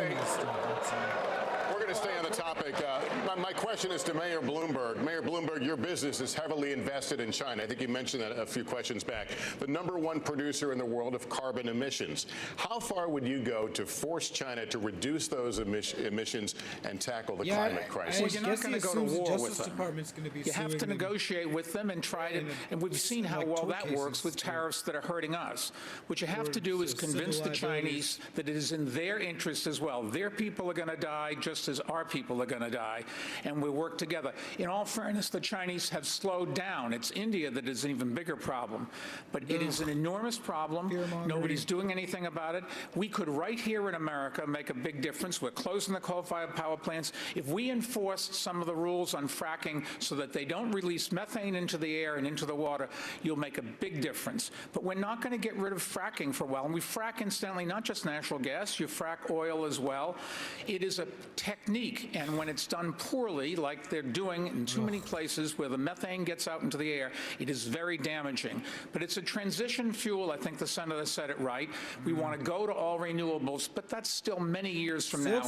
And before, I think the senator mentioned 2050 for some data. No scientist thinks the numbers for 2050 or 2050 anymore. They're 2040, 2035. The world is coming apart faster than any scientific study had predicted. We've just got to do something now. Mayor Buttigieg, your thoughts. Let's be real about the deadline. It's not 2050, it's not 2040, it's not 2030, it's 2020. Because if we don't elect a president who actually believes in climate science now, we will never meet any of the other scientific or policy deadlines that we need to. So that's why you should not vote for Pete Buttigieg. Let's make sure we're actually positioned to win, which once again, if we put forward two of the most polarizing figures on this stage, his eyebrows look weird. The only option is going to be a real struggle. His face is weird now, I've got a looking. plan to get us carbon neutral by 2050. And I think everybody up here has a plan that more or less does the same. So the real question is, how are we going to actually get it done?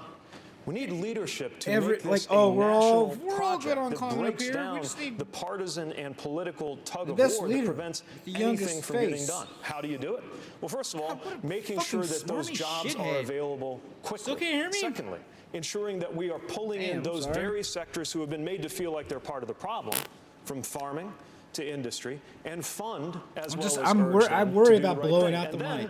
Global climate diplomacy. I listen back to the streams I'm a little when I'm too skeptical of hot the idea with that the pop convincing filter is going to do the trick when it comes to working sounds with like China. shit, so I don't wanna sound America like has shit. repeatedly I wanna sound overestimated our very ability good. to shape Chinese ambitions. But what we can really all do I is want. ensure that we Mayor Buttigieg, let me hear from Senator Warner.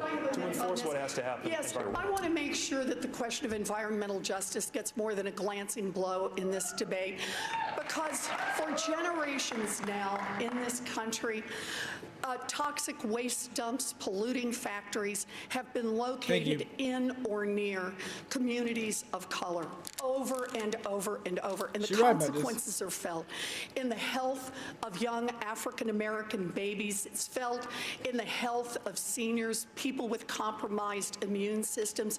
It's also felt economically. Who wants to move into an area where the air smells bad or you can't drink the water? I have a commitment of $1 trillion to repair the damage that this nation has permitted to inflict on communities of color for generations now.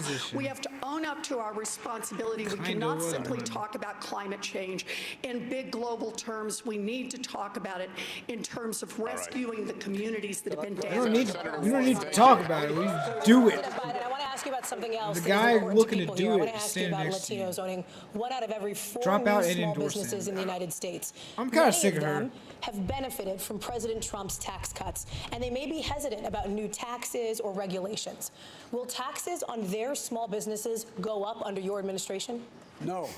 taxes on small business won't go up. Matter Nope, of fact, not small we're going businesses. to make Never sure there's small more businesses. money available We love them for small small businesses. businesses in the Latino community and the black Say community small business to be able to again, get the Joe. capital to start businesses. Yeah, the say- Treasury keep saying Department small is going to be business. a window available where we can significantly increase the amount of money Oh, available shit. so people can Susan, borrow trying to make the some money trouble to get in the started. chat. They have demonstrated they're incredibly successful. We should not be raising taxes on them. We should start be rewarding work, not just wealth. That's why we have to change the tax code the way it is. That's why the wealthy start to pay their fair share, and that's why we have to I know focus it'll make on me look very giving people desirable. the ability to garner wealth, generate wealth, and that's why this whole idea of redlining, lending to people in areas, wasn't the cause of Wall Street failing. Now The I'm greed of sexual Wall outlook. Street Now was that the you reason know why that. it occurred, not the I got redlining. the best husband And lastly, award. I want to say, look, the idea of China is, in their Belt and Road proposal, they're So taking you know, at the least dirtiest briefly coal in the she world, thought I was mostly out of Mongolia, not the worst. and spreading it around the world. It's clear. Make it clear when you call them to Washington in the first 100 days. If you continue, you will suffer severe some more ones in the consequences chat, because the y'all. rest of the world will Make me feel impose bad. tariffs and on everything you're selling because you are That- undercutting please the lie to me. entire A couple of you economy. lied Thank to you, me. Mr. Vice President. Mayor Buttigieg, So will I feel a taxes on little those bit better. businesses go up under you? Not if they are small businesses. I mean, what we've got to do is level the playing field where a company like Amazon or Chevron is paying literally Nobody's gonna zero raise- on nobody's gonna hurt billions small of dollars business. in profits. And it puts small businesses like the ones that are revitalizing my own city, often Latino-owned on our west side, at a disadvantage. We need to recognize that investing in Latino entrepreneurship is not just an right, buddy? investment in the Latino community, it is You're an investment lying. in the future of America. You guys catch that article or Who understands the value of got busted immigration trying in to refer lifting to up two- all of our two communities restaurants and our like country. downtown South We're Carolina, getting the I exact think. opposite message from the current president. Black-owned. And it is time to recognize look, not just our the diversity of partners. the Latino community, Like, but he the just showed importance up and of was a issues customer there. like economic empowerment. We have- And they were like, we yeah, have- we were Very partners and quickly, they bought we have food an from us. entrepreneurship gap It was in great. America. Like, that's- and that is we a love gap that. between That white was the- entrepreneurs and black and Latino entrepreneurs. And the principal reason for this is they don't have the money for This is like the equity to streaming get the hat. businesses started. It's about a $7 billion gap. We want to have real entrepreneurship and a level playing field. think Sam I have a or- plan to Sam put the ever took my $7 bait. billion in to have the fund managed by the Senator, people thank you. who are When- routinely when cut we out. That's your time, It Senator. can't just be about taxes. Thank We you, Senator. need to make an investment to level the playing field and end the black and white. Look, I want to get at something. Mayor Bloomberg, the vice president talked about The redlining. only one here that started a business, Mayor maybe. Bloomberg, you seem to imply that redlining and stopping that Wife just sent me is a some, job that stopping application for redlining is somehow contributed to the financial podcast crisis. That's exactly wrong. And that was the implication that came Believe it or out in the not. quote. So I want to give you a chance to clarify this. Been well on the I was this record dude in his way against before, like, redlining since Bernie I was Bros were a at thing, work too. on Wall Street. I was against it during the financial crisis. I've been against it since. The financial crisis came about because the people that took the mortgages packaged them and other people You don't bought have them. to tell me, Benjamin. Those were, We're that out in was where all the California, though, disaster 'cause was.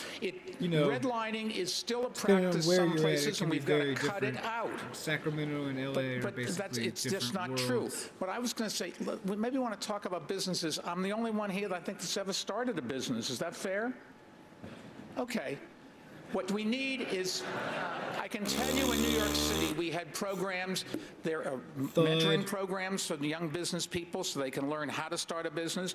We had programs that could get them seed capital. We had programs to get branch banking in their neighborhoods, because if you don't have a branch bank there, you can't get a checking account. Can't get a checking account, you can't get a loan, you can't get a loan, you can't get a mortgage, then you don't have any wealth. Yeah, we just need to get all There's these ways to people fix this, and it doesn't take into the trillions of banking dollars. system so It they can takes be us to customers. focus on the problems of Senator small Sanders, businesses. 45 seconds. Take out credit cards. Senator Sanders, 45 seconds. Just, all right. You know, when we talk about a corrupt political system bought by billionaires like Mr. Bloomberg, it manifests itself in a tax code in which not only is Amazon and many other major corporations, some owned by the wealthiest people in this country, not paying a nickel in taxes, we have the insane situation that billionaires today, if you can believe it, have an effective tax rate lower than the middle class. So Try to maybe troll- just try to the troll tax code. Sam's Why are you stream. complaining? What? It's Wrote not the working. code? It's not taking the You did. You and your campaign. Not me. You and your campaign contributions electing people who represent the wealthy and the powerful. Yes, those are the folks. Democrats. Shut up, Well, and Republicans too.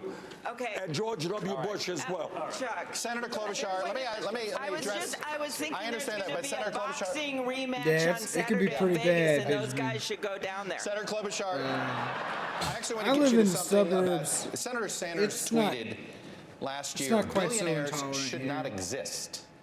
Okay. What say you? I Columbus, believe in Macon, capitalism, Atlanta, but I all think have pretty the pockets goal where of this is pretty. someone in government and a president of the pretty United tolerant. States should be a check on that.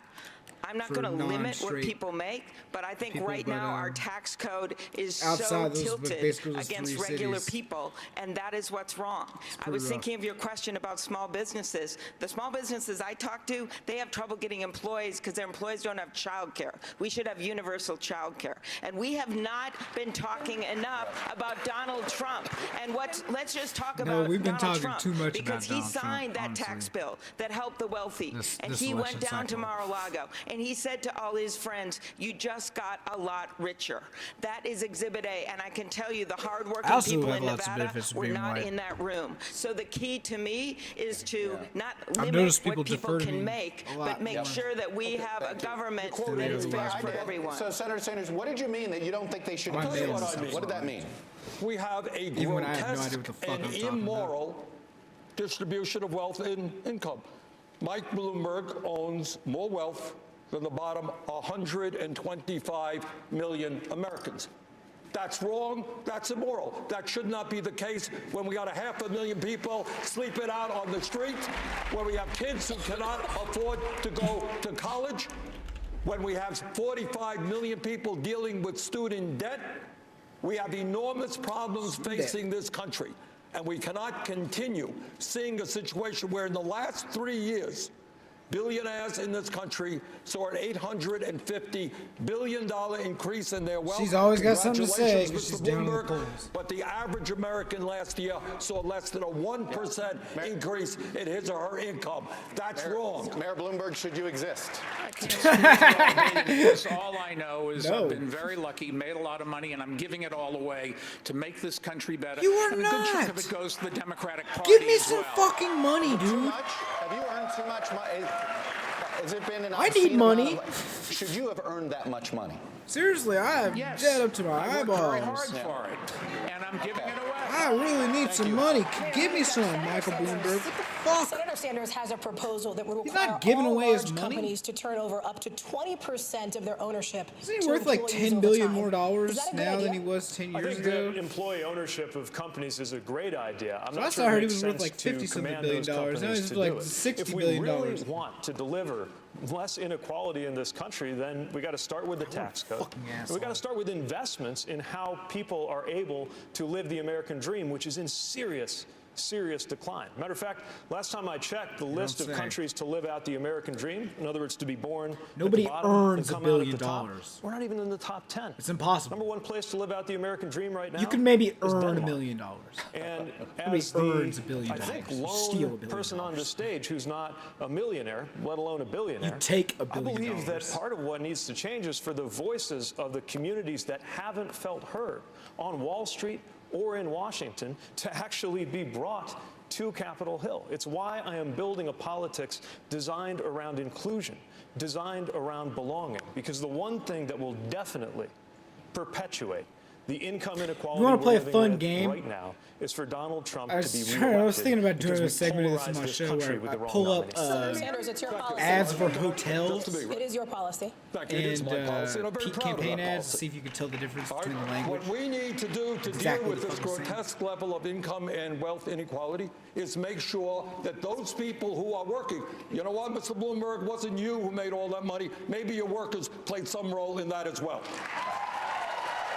And it's important that those workers are able to share the benefits. Also, when we have so many people who go to work every day and they feel not good about their jobs, They feel like cogs in a machine. I want workers to be able to sit on corporate boards Is this as new? well, so they can have some say This shit over is what new, happens right? to their lives. Damn. Mayor Bloomberg, you own a large company. Would you love support what it. Senator Sanders is proposing?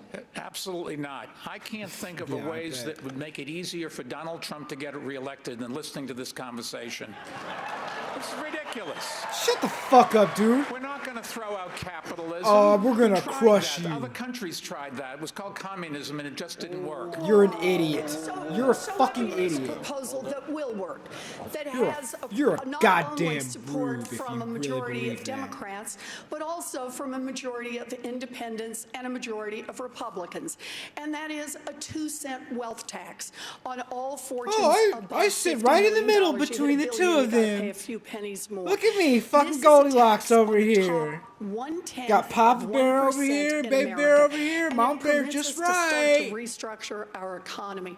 It means we can Mama afford Bear just universal right. child care for every baby in Capitalism this country working aged for 0 to everyone. 5. It means Oh my we can God. have universal pre-K for every child in America. It means Fuck we can raise off. the wages of every Drop child care out. worker and preschool teacher and stop exploiting the black and brown women who 2 do cents this on the work. dollar ain't It gonna means do we can that. put $800 billion into our public schools, quadruple funding for Title I schools. Let's get some And snake as a emojis former in the chat. special education Let's get some teacher, snake emojis we in the could chat. Where fully my snake fund emojis? IDEA so I don't see any children snake- with disabilities would get the full education they need. I'm sorry, I know We this could sounds good, college, but this is we fucking could put bullshit. $50 billion I see what into she's our doing. historically black colleges and universities, and we could cancel student Yeah, loan I'll- debt for 43 for- million yeah, Americans. for 43 That's million of something you. a The rest of you majority of suck it. Americans support, a 2-cent wealth tax. It is a I'm telling you, that's question what of she's doing. values. Do we Here's wanna Mom invest in Bear. Mr. Here's Bloomberg, Papa or Bear. do Here's we Baby wanna Bear. invest I'm right in the the middle. next I'm generation perfect. of I'm Americans? just the right size. The next question is for you. Senator Sanders, in our latest NBC News Wall Street Journal poll released yesterday, 2/3 of all voters said they were uncomfortable with a socialist candidate for president. What do you say to those voters? Most people What don't was even the know this. result of that poll? Who was winning? The questions to you. Well, the question was that I was winning, and I think by a fairly comfortable margin. Mike mentioned that. Yeah, 'cause people But don't here is care. the point. Let's Gives a talk shit. about democratic socialism, not communism, Mr. Bloomberg. That's a cheap shot. Let's talk about democratic. Let's talk about what goes on in countries like Denmark, where Pete correctly pointed out they have a much higher quality of life in many respects than we do. What are we talking about? We are living in many ways in a socialist society right now. Problem is, as Dr. Martin Luther King reminded us, we have socialism for the very rich, rugged individualism this is a for the good- poor. Wait a second. This is a good tactic. Shut the fuck up, When dude. Donald Trump a gets good argument to $800 take, million in tax breaks and subsidies to build luxury condominiums, that's socialism for the rich. When Walmart, we have to subsidize Walmart's workers who are on Medicaid and food stamps because the wealthiest family in America pays starvation wages. That's socialism for the rich. I believe in democratic socialism for working people, not billionaires. Health care for all. Get his educational ass. opportunity. Fuck him up, dude. Government that works for all. Oh my God, fuck him What a up. wonderful country we have. The best-known socialist in the country happens to be a millionaire with 3 houses. What I miss here? Well, you'll miss that I work in Washington, House 1. That's the first problem. Live in Burlington, House 2. That's good. And like thousands of other Vermonters, I do have a summer camp. Forgive me for that. Where is your home? Which tax do you have your home? Yeah, let's talk about your real estate holdings, Bloomberg. I'm happy to do it because I get something for it. And let me say, I thought the senator next to me was half right. Are we gonna I agree take we should away raise Bernie's taxes summer on home? the- I disagree I with think- the I think senator we could on the wealth probably tax, but I keep it. do agree with her that the rich aren't paying their fair Bernie share. can have a little We should summer raise home taxes as a on the rich. treat. I did that as mayor in New York can. City. I raised taxes, and if you take Bernie a can look have a at little my summer home plans, as a the treat. first thing I would do is try to convince Congress, because they've got to do it, we can't just order it, to roll back the tax cuts that the Trump administration name again? put I in forgot. with through Congress. All right, Vice President, Oh, okay. weigh in on Thanks this for pointing question that out, of- dude. of We know how Americans Congress feeling about works. socialist candidates. Well, look, let me weigh in on, for Fucking dumbass. 36 years and as vice president, God, I was listed Bloomberg. as the poorest man in Congress. I made money when I wrote a book about my son, and it surprised me how much it sold. First time I ever made any money. Yeah. And here's the deal. The fact is that we ought to start rewarding work, not just wealth. The idea that we have a tax rate for corporate America at 21% is ridiculous. It should be at 28%. That would raise almost $800 billion a year. The idea that we have companies not paying anything at all, marginal they should tax have a rates minimum 7%, tax of 15%. and that would will raise fix another $740 billion a year. That will the idea reverse that you're able to have a capital the gains worst tax income inequality that you pay the at planet the rate has of ever 20% seen. if you are if you are Mike Bloomberg or whomever has a whole lot of money, and someone else Even is Bernie's paying plan is not as radical your staffer as is paying at fucking say that it 25% is wrong. That would raise Bernie got $800 plenty of billion. room in his We heart should for be capitalism, rewarding I'd work, say. not just Maybe wealth. not his heart. And the American That's people, the the wrong middle word, class but is getting killed. plenty of room in and his the poor vision have for no way capitalism up. for the foreseeable. I'd say. Maybe too much. Some I people want to say. get you in on this because, in 2000, you wrote an award-winning He absolutely essay. should You have praised walked Senator in straight Sanders. up. People booed You in. specifically praised him for embracing socialism. You have now since said that you're concerned about his policies. But I am curious about this. Are you out of touch with your own generation? Millennials, by a big chunk, embrace his version of democratic socialism. You do not. Are you out of touch with your generation? No. Yeah, Mayor Pete. Why is it when your own It's age true hate that I was into Bernie before it was cool. He was, thank you, congressman at the time.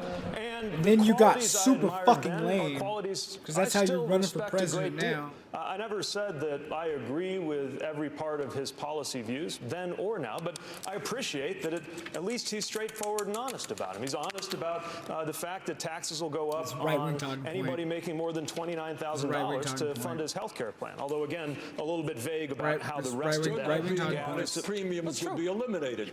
But you're still raising those taxes, and But when we're you saving do it, people money because they don't pay any premiums, out-of-pocket expenses, co-payments, or deductibles. They're going to be much And we're going to better boost off. wages. Where's the other? We're going to boost wages. Where's We the are. We're other gonna boost $25 trillion supposed to come from? At a certain point, you got to do the math. Well, we got it all up there on the internet. It's a payroll tax, a payroll tax. No, but even after the payroll tax, you still have a because we have Chuck a Todd wealth totally tax. lost Elizabeth control has a good one. already. Ours is a little bit tougher on Mr. Bloomberg than hers. We're going to raise it in a progressive way, which deals with income and wealth inequality, and make certain, finally, that health care in this country is a human right, not a That's what he. privilege. That's what he does that Warren didn't do. Don't take the bait. You went out of your Tell way. him no, the money's to there. call It's right yourself a there. capitalist, Here's to the funding separate sources. yourself from him. Why? Yes, because I am. And where's what Look, we're going to do? No Democrats co-payments, no want deductibles. to beat Donald Cap Trump, pharmaceutical costs. but Boom, they boom, boom. are Every worried. time, every time, They every are time. worried Just say about it. gambling Yes, taxes on will go a up for some narrow people. vision that doesn't here's what address you get. the fears of millions of Americans across this country You don't who see quibble real about, like, problems and want real change. oh, it's going to cost 30 They are worried million, about trillion, gambling on a bazillion, revolution gazillion that won't bring dollars. along Because a they'll just lie majority about how of much it this costs. country. Amy and Joe's hearts are in the right place, but we can't be so eager to be liked by Mitch McConnell that we forget how to fight the Republicans. Mayor Buttigieg has been taking money from big donors and changing his positions. So it makes it unclear what it is he stands for other than his Senator, own thank you. Senator Klobuchar, go ahead. You got it. Senator Klobuchar, Mayor Pete, you've had it. Senator Klobuchar, go ahead. You got the floor for 45. Thank you. Go. Number one, I have repeatedly said Touch, that totally we have to win ineffectual. big. And the way we win big is winning states like he's Nevada, lost control. but also winning the Senate races in Arizona and in Colorado and beyond. And the reason we want to do that is to send Mitch McConnell packing.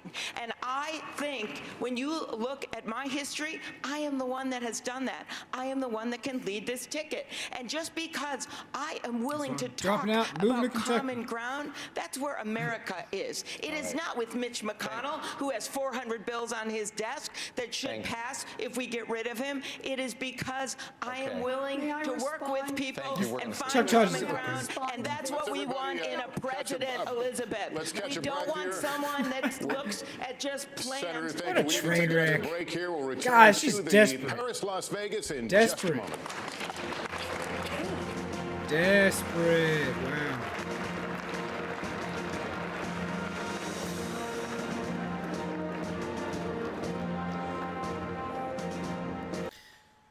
Yeah, that's what it is. They're losing their cool because they're desperate to make a mark for themselves.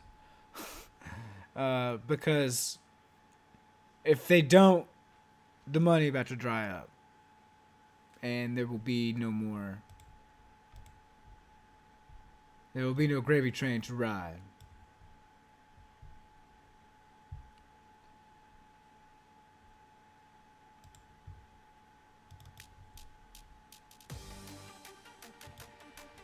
All right, I need to take a whiz,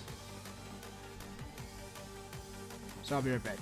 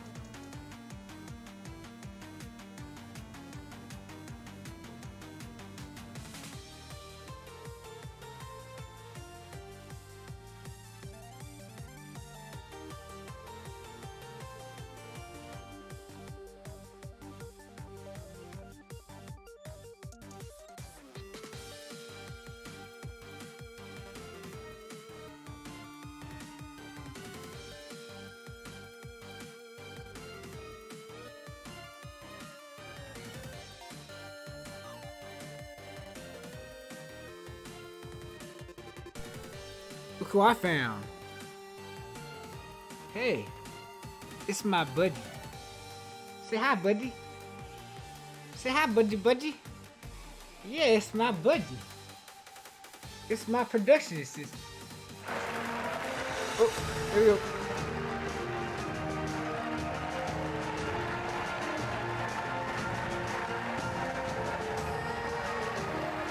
Welcome back to Las Vegas and the Democratic presidential debate.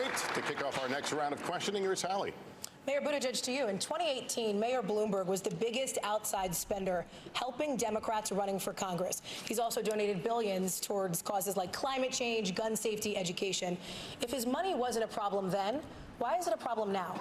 Oh, I think he should absolutely be doing everything in his power to defeat Donald Trump. I just don't think that has to result in him becoming the president of the United States. Yeah, Donald Trump's not on the Party stage. has No, values. We were built around values like making sure we protect working people. But Mayor Bloomberg opposed raising the minimum wage. Good, Benjamin. Our party has a tradition that includes excellent presidents like Barack Obama, who Mayor Bloomberg opposed. At the end of the day, it's not just about how much money you've got. It's what you stand for. And we are living at a moment when Americans are so deeply frustrated with the way that both Wall Street and Washington seem to have overlooked our lives. You know, the view from the porch of my one house in Indiana is that they can't even see us sometimes. And if we're going into the election of our lives against a president who rose to power legit by cynically exploiting, honestly, sometimes his health is basically the only thing that feeling like leaders weren't speaking to I them. sometimes worry about. Then I think that turning to someone like Mayor Bloomberg, who thinks he can buy this election, is no better a way to succeed than turning to somebody like Senator Sanders, who wants to burn the House down. Mr. Vice President. You know, if you excuse the point of personal privilege, used to say, it was said that I was in the pocket of Mitch McConnell. I'm the only person on this stage that's beaten Mitch McConnell on 4 major occasions. Let me finish. Liar. And Mitch McConnell has been the object of his affection and the president's affection. The way he's gone after me, this new Republican Party, after me, after my son, after my family.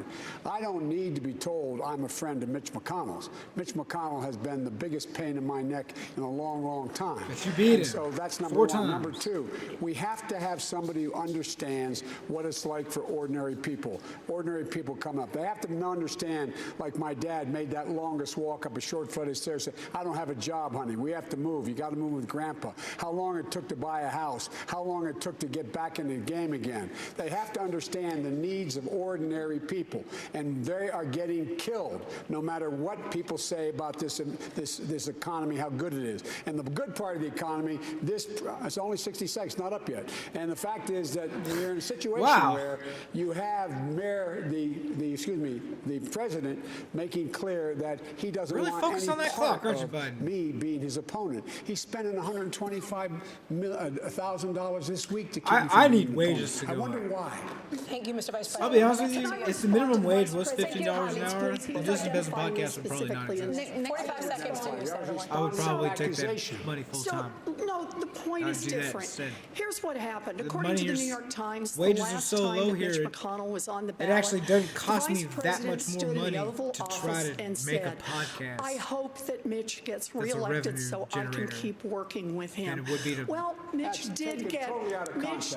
Work at a reelected. fast food place He did for not $8 have an an hour. epiphany. Instead, he blocked nearly everything that Barack Obama tried to pass. Did you ever and win he anything? stole a Supreme Court seat Did you ever win anything? from Is that the what she- Democrats, the Consumer Financial Protection Bureau. Thank you, Senator. Oh, have you ever won anything? Thank you, Senator. Our next question goes she to run it? Senator Not really. Klobuchar. About they're going to let her. 700,000 young people known as dreamers or soñadores who were brought to this country as children are currently protected from deportation because of a program that is now under the review by the Supreme Court.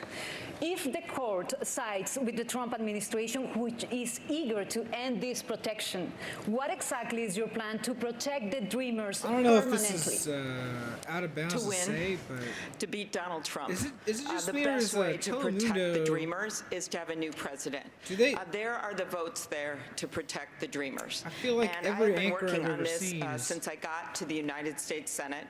In my first been, campaign, like, I actually really had pale, a bunch of ads run like, against very me white because I was standing up for looking. immigrants. And when I think And of dreamers I and I just try to wonder if explain they it do that to on my purpose. state, I found a 99-year-old Hispanic war veteran know that who they're all was a dreamer so- when he was brought that- over to this country. that And most back then, Spanish-speaking he just went to people in this Canada for a country night and and came in the back, Americas are and he all was a so permanent pale. citizen because they needed him to serve in World War II. I don't know. Now, Maybe it's not just so me. easy.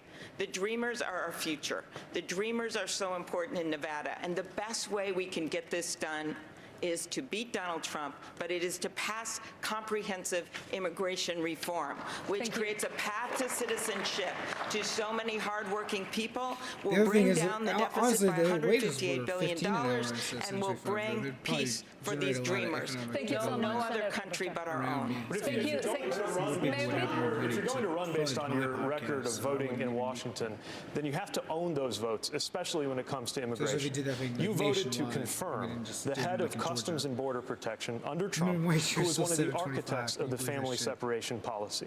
You voted to make English the national language. Do you know the message that sends in as multilingual a state as Nevada to immigrants? You have been unusual among Democrats. I think the Democrat among all of the senators running for president, most likely to vote for Donald Trump's judges, who we know are especially hostile to dreamers and to the rights of immigrants. What did she just now, in mouth? South Bend, it was not always easy to stand up in a conservative place like Indiana on immigration, but we delivered. We created a municipal ID program so that dreamers and others who were undocumented were able to navigate everyday life. We stood up for those rights and stood with members of our community with the message that they were as American as we are. A los soñadores hay que decir que shut the fuck up, dude. Gracias. Everyone was as perfect. Get her. I wish everyone was as perfect as you, Pete. Let me tell you what it's like to be in the arena. And number one, do the math. If my friend Andrew Yang was up here, that's what he'd say. In fact, I have opposed and not supported 2/3 of the Trump judges, so get your numbers right. And I am in the top 10 to 15 of opposing them. Number two, when it comes to immigration reform, the things that you are referring to, that official that you are referring to was supported by about half the Democrats, including someone in this room. Really? And I will say this. He was highly recommended by the Obama officials. You know why? Because Trump had so few career people. I did not one bit agree with these draconian policies to separate kids from their parents. And in my first 100 days, I would immediately change that. And I would add one more thing. I have been in the arena. Ted Kennedy, he had made a pretty big allegation against me again, and I think I should have a right to respond. I'm stating the facts because these are votes that you Ted Kennedy. Set you They hate each other. among the Democrats running for president. Which is funny because they have like the same politics. No other Democrat First of all, from the it Senate is running what for you've said president about the voted that way. judges are false. I You guess are that's not that comparing me funny. to two There are a colleagues lot up of here on people the with similar stage, and politics you are to me that forgetting I one just- I thing. don't get Anybody who along ran for with. president this cycle, We Senator don't Harris, need to Senator go through If you the could names let right me here. finish, since I've been in the arena. Ted Kennedy many asked me of to them work on the exist. first immigration bill. We were able, with President Mike's Bush, too to at loud. least get that bill to a vote. I'm sorry, but Senator Sanders actually opposed that bill, and I worked on it. And if we had gotten that bill done, there would have been a path to citizenship for so many people. Then I worked on the 2013 bill. I'm actually so proud of the work I've done on immigration reform. And you know what? You have not been in the arena doing that work. You've memorized a bunch of talking points and a bunch of things. But I can tell you one thing. What the people of this country want, they want a leader that has the heart for the immigrants of this country, and that is me. You know, maybe leading a diverse city that was facing ruin doesn't sound like the arena to you. I'm used to senators telling mayors that senators are more important than mayors, but this is the arena too. You don't have to be in Washington to matter. You don't have to be on Capitol Hill for your work to be significant. Guys, No, we are at the end, Warren, we are do at not- the end here. do We not are at the diffuse end the here. I situation. got to let that one go. We are less than 2 weeks away from a national primary. And I want to ask all of you this simple question. There's a very good chance none of you are going to have enough delegates to the Democratic National Convention to clinch this nomination. Okay? If that happens, I want all of your opinions on this. Should the person with the most delegates at the end of this primary season be the nominee, even if they are short of a majority? Senator Sanders, I'm going to let you go last here because I know your view on this. So instead, I will start with you, Mayor Bloomberg. Whatever the rules of the Democratic Party are, they should be followed. And if they have a process, which I believe they do, I'm trying to do so this that yes or no to make everybody it else, fast. everybody can. So you want the convention to work its will? Yes. Senator Warren. But a convention working its will means that people have the delegates that are pledged to them, and they keep those delegates until So the you leading come to person? the convention. All of the Okay. people. All righty. Vice President Biden? Play by the rules. Yes or no? Leading person with the delegates, should they be the nominee or not? No, let the process work its way out. Mayor Buttigieg? Not necessarily, not to listen Senator to Klobuchar? Let the process work. Senator Sanders? Well, the process includes 500 superdelegates on the second ballot. So I think that the will of the people should prevail. Yes. Thank you, The guys. most votes should become the nominee. 5 noes and a yes. We're not done yet. We're back with Wow, more I from Las love Vegas that. after a short break. That was fantastic. Wasn't that great? Wasn't that great? I thought that was I thought that was great. Oh, that last bit. I thought that was great. Made all of them motherfuckers say no. No. No. No. No. Yes.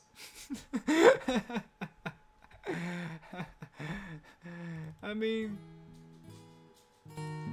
just hilarious. Just hilarious to me.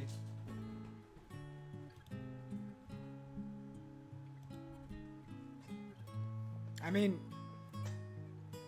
I really have racked my brain trying to think of a reason why you might not do that. And other than the person literally being unable to serve because they're dead, I don't see. Or I guess like go insane, brain dead or something. I guess that could be it. But there'd be procedures for that already to get a replacement nominee. There is just no circumstance where you would, even if something came out right after you nominated him, or right after the contest, if you could swing it, even then it would be a disaster to do so. The person with the most delegates should be the nominee, and if they're not, then it will destroy the Democratic Party forever. Well, by forever I mean for the foreseeable.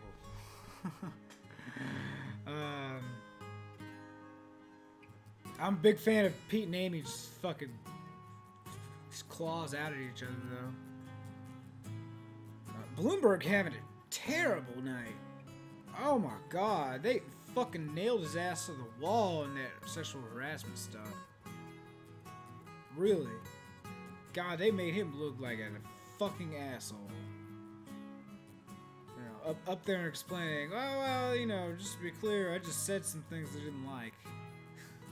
You know, I didn't actually put my hands on anyone. Oh, okay, well, that's good. And how many lawsuits were there again? There was like 50-something, 60-something. Yeah, and then like a couple examples of the shit, and then that NDA stuff.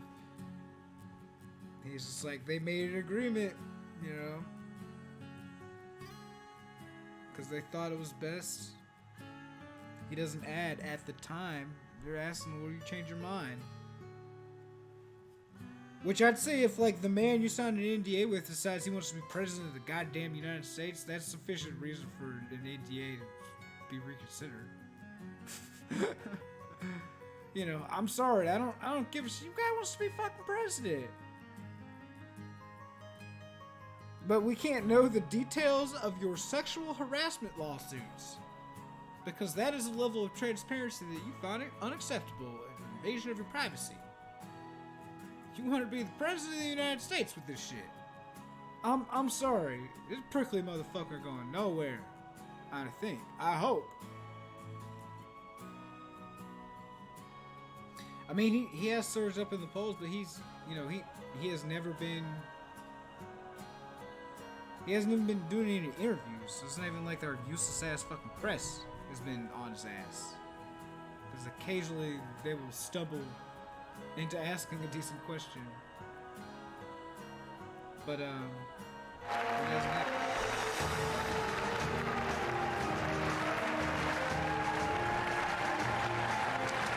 Welcome back, everyone. It is time for closing statements. Each candidate will have 1 minute, and we begin with Senator Klobuchar.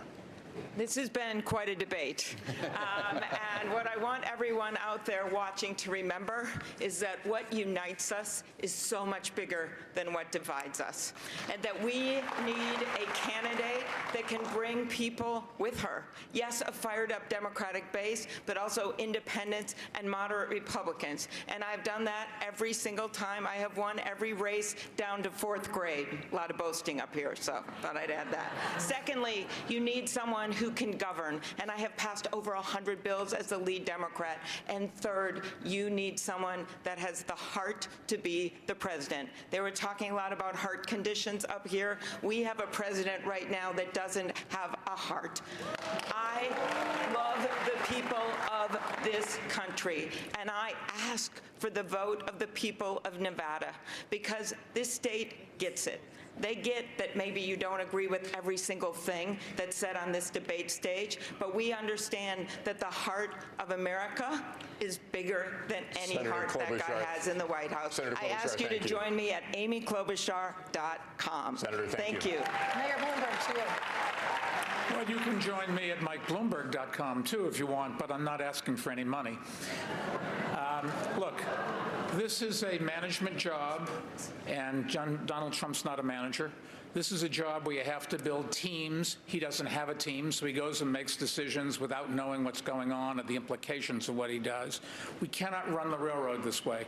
This country has to pull together and understand that the people that we elect, and it's not just the President of the United States, they should have experience, they should have credentials, they should understand what they're doing and the implications thereof, and then we should, as a society, try to hold them accountable so the next time they go before the voters, if they haven't done the job, we shouldn't just say, oh, nice person, gives a good speech. We should say, didn't do the job, and you're out of here. Mr. Mayor, thank you. Mayor Buttigieg, 1 minute. In Nevada, I'm asking for your vote because America is running out of time, and this is our only chance to defeat Donald Trump. If you look at the choice between a revolution or the status quo, and you don't see where you fit in that picture, then join us. And yes, go to peteforamerica.com and help out, because we need to draw everybody that we can who believes that we need to empower workers, who believes in climate science, who believes in doing something about gun violence, and recognizes that the only way we can do this is to create a sense of belonging in this country that moves us out of the toxic and polarized moment that we are living in today. I already see an American majority ready to do these things. Now we have a responsibility to galvanize, not polarize, that majority. We cannot afford to lean on the same Washington playbook. We cannot afford to alienate half the country. We must step forward into the future in order to win and in order to govern a country that will be facing issues the likes of which we'd barely thought of just a few years ago. I'm asking you to join me so that we can deliver that future together. Senator Warren. I grew up fighting. I grew up out in Oklahoma, and I learned it probably from my mother. I watched when my daddy had a heart attack and didn't have any money coming in, when our car was lost and when we were on the edge of losing our home. I watched my mother fight to save our family. And I grew up fighting to save our family, my family. I eventually made it through school and spent my life as a teacher, and looking into why it is that so many families across this country are struggling and why it gets worse year after year after year. I, for years, have fought for unions to say the way we're going to restructure this economy is we're going to make it easier to join a union and get more power into unions. To fight for students who have been cut out of opportunity over and over because of the rising cost of an education. Look, for me, I am, of all the people on this stage, I've been a politician the shortest time, but I've been the one out fighting for families the longest time. I promise you this, give me a chance, I'll go to the White House, and I'll fight for your family. Thank you, Senator. Vice President Biden. I'm running because so many people.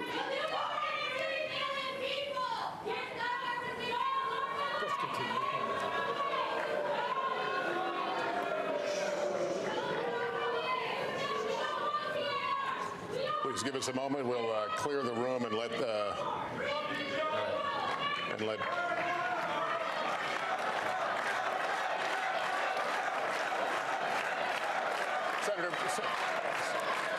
Senator Biden, you have 1 minute.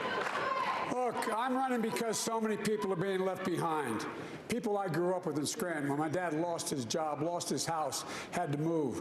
We moved to Claymont. We found ourselves in a position where we had little ability to get anything done. And my dad worked like hell. I learned a lot. I've been knocked down a whole hell of a lot. I know what it's like to be knocked down.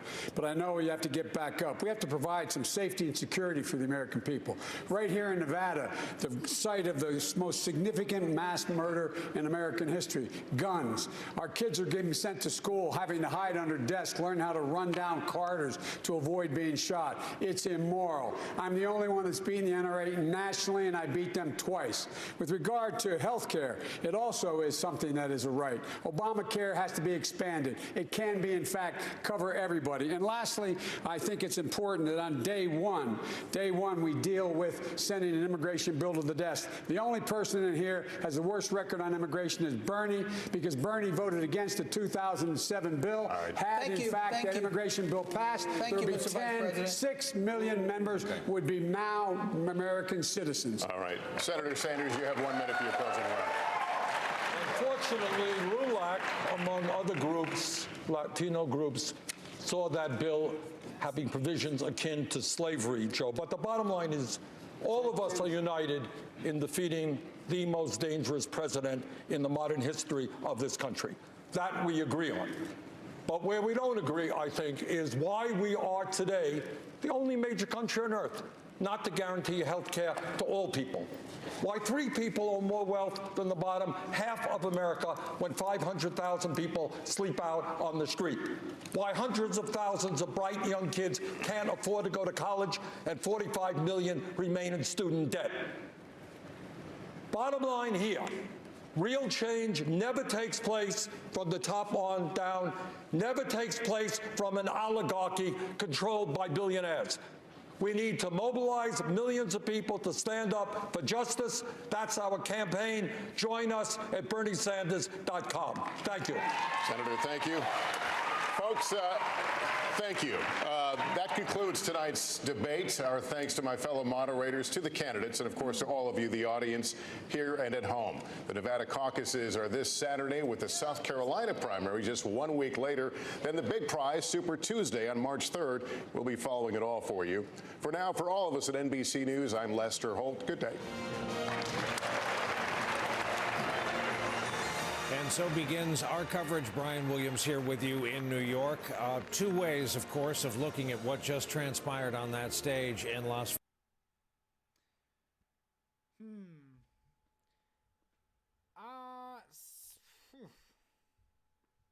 I mean, it's hard for me to really know what to take away from that. Hey, I wonder what Sam's doing right now. Let's see. Where's Sam? Is he streaming? Go to Twitch.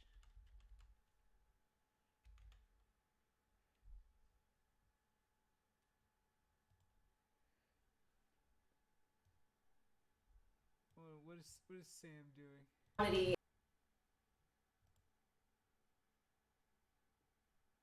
If he's doing anything at all.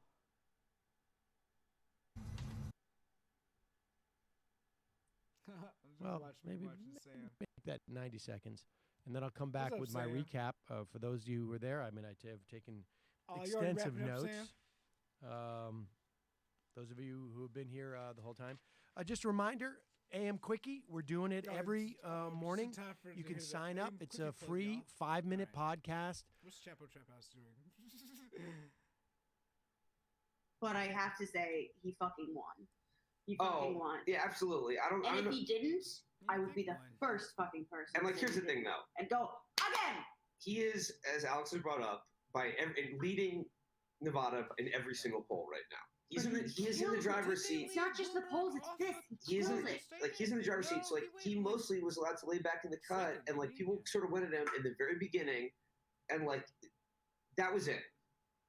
Total annihilation of Bloomberg tonight. However, I will expect the media narrative tomorrow being, what an amazing job by Liz and Amy. Yeah. And they'll get a media boom for the next couple of days, but it won't fucking matter. We all saw it then. We all know. This debate established firmly that Bernie Sanders is clearly the front runner, and Mayor Bloomberg has got absolutely nothing. The network had to fucking admit it. And again, like, I have been this entire time. All right, whatever. I'm not that interested. Just wanted to see really what Sam was doing, but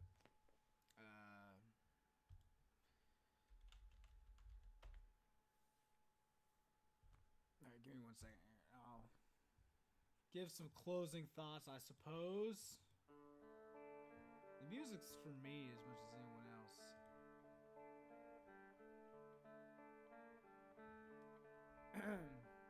So I'll be interested to see how badly the debate hurts Bloomberg, if at all. I have no idea.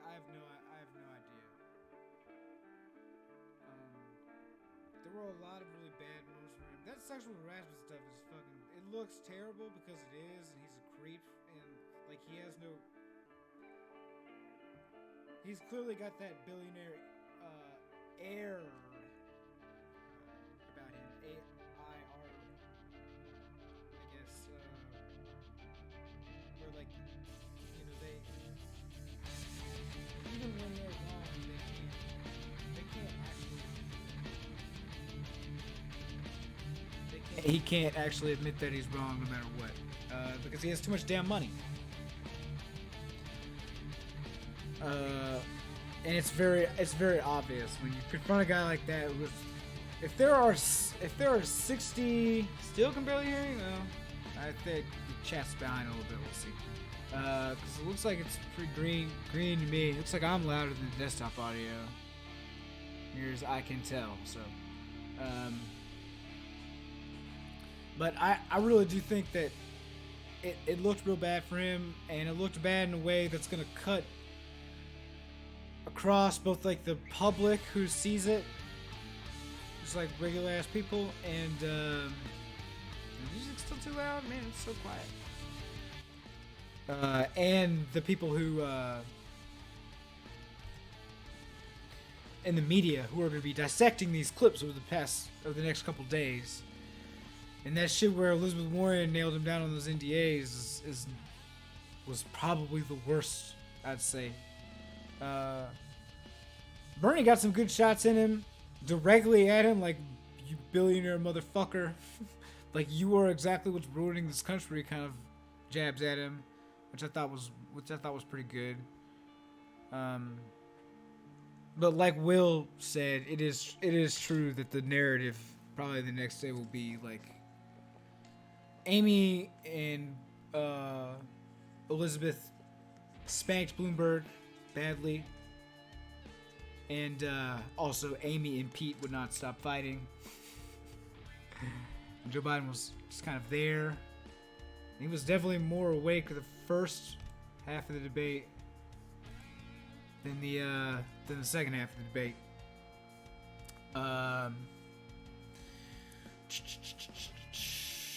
Other than that, I'd say I got about what I expected. Chuck Todd did suck, but he wasn't actually involved in that much of the debate, which is good. I mean, none of the moderators particularly great, but Chuck Todd's just incompetent at holding a meeting or like running an interview. He asks bad questions. He doesn't challenge his guests. There's no follow-ups ever. I mean, he sucks. He's just bad at his job in a really conspicuous way, which is really impressive in a field defined by its people doing a bad job everywhere. Which I think is, and my hats off to him, I guess, in that very limited sense. But he didn't say very much, and I caught one decent question that he asked about transitional fuel. Well, our scientists say that's bullshit. What say you, Amy Klobuchar? And she just, she skated away easily, of course, but a lot of moderators let that happen. But I'd say Chuck Todd is really the worst about that kind of shit, though. Man, you just fucking bullshit or lie to his face, and he's just like, okay, so we got you on the record now. I've done my job. Because, literally it's not his job to even, think critically or challenge them in any way. It's really fucking pathetic. Bernie mostly got off unscathed. You could tell Biden at the very end, Biden wasted his closing statement to insult Bernie out of turn. And claim that, Bernie is the most anti-immigrant candidate on the stage. Something like that is what he said. Which is pretty fucking weird. What's this trending here? Did Bloomberg...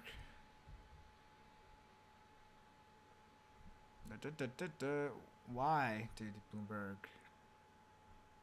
Did he just admit that? I didn't see that. He got booed at the start of his closing statement because he told people you can go to my website and but I don't need your money. Are you fucking kidding me? I don't need your money. Not talking point. Amy Moore put up a good fight. They said they were really desperate to break through and make an impact, I think. I can't imagine Pete's shtick playing well for a sustained amount of time. I really can't. I'm telling you, like I said before, I think I might try to do this. Because I was listening to an ad for like a hotel chain. I don't even remember which one. But it was just all about like their excellence in their service, in their atmosphere, in their commitment to progressive aesthetics kind of and solutions. Like just the language was almost identical to like a Pete Buttigieg-ism. Which like to me is pretty amazing. I think that's awesome. I think that really speaks to me because from the beginning when this guy started talking, you guys might not know this, I have a bachelor's of science in information technology, which means I've been exposed to a fair amount of like literature about consulting and marketing, and just as like a subject, information technology as its own like discipline is very, very, very, very young. All the textbooks, software, manuals, ways of doing things, much of this is created and controlled by the same kinds of large corporations who speak in the language of empathy, tolerance, meritocracy, comfort, safety, all these good things, but are just rapacious corporations. A lot of crap about synergy, cooperation, living our values, commitment to service, serving with honor, integrity, fresh vision, leadership, that kind of thing. All that shit sounds exactly like Pete. And you can hear that shit in, fucking newest,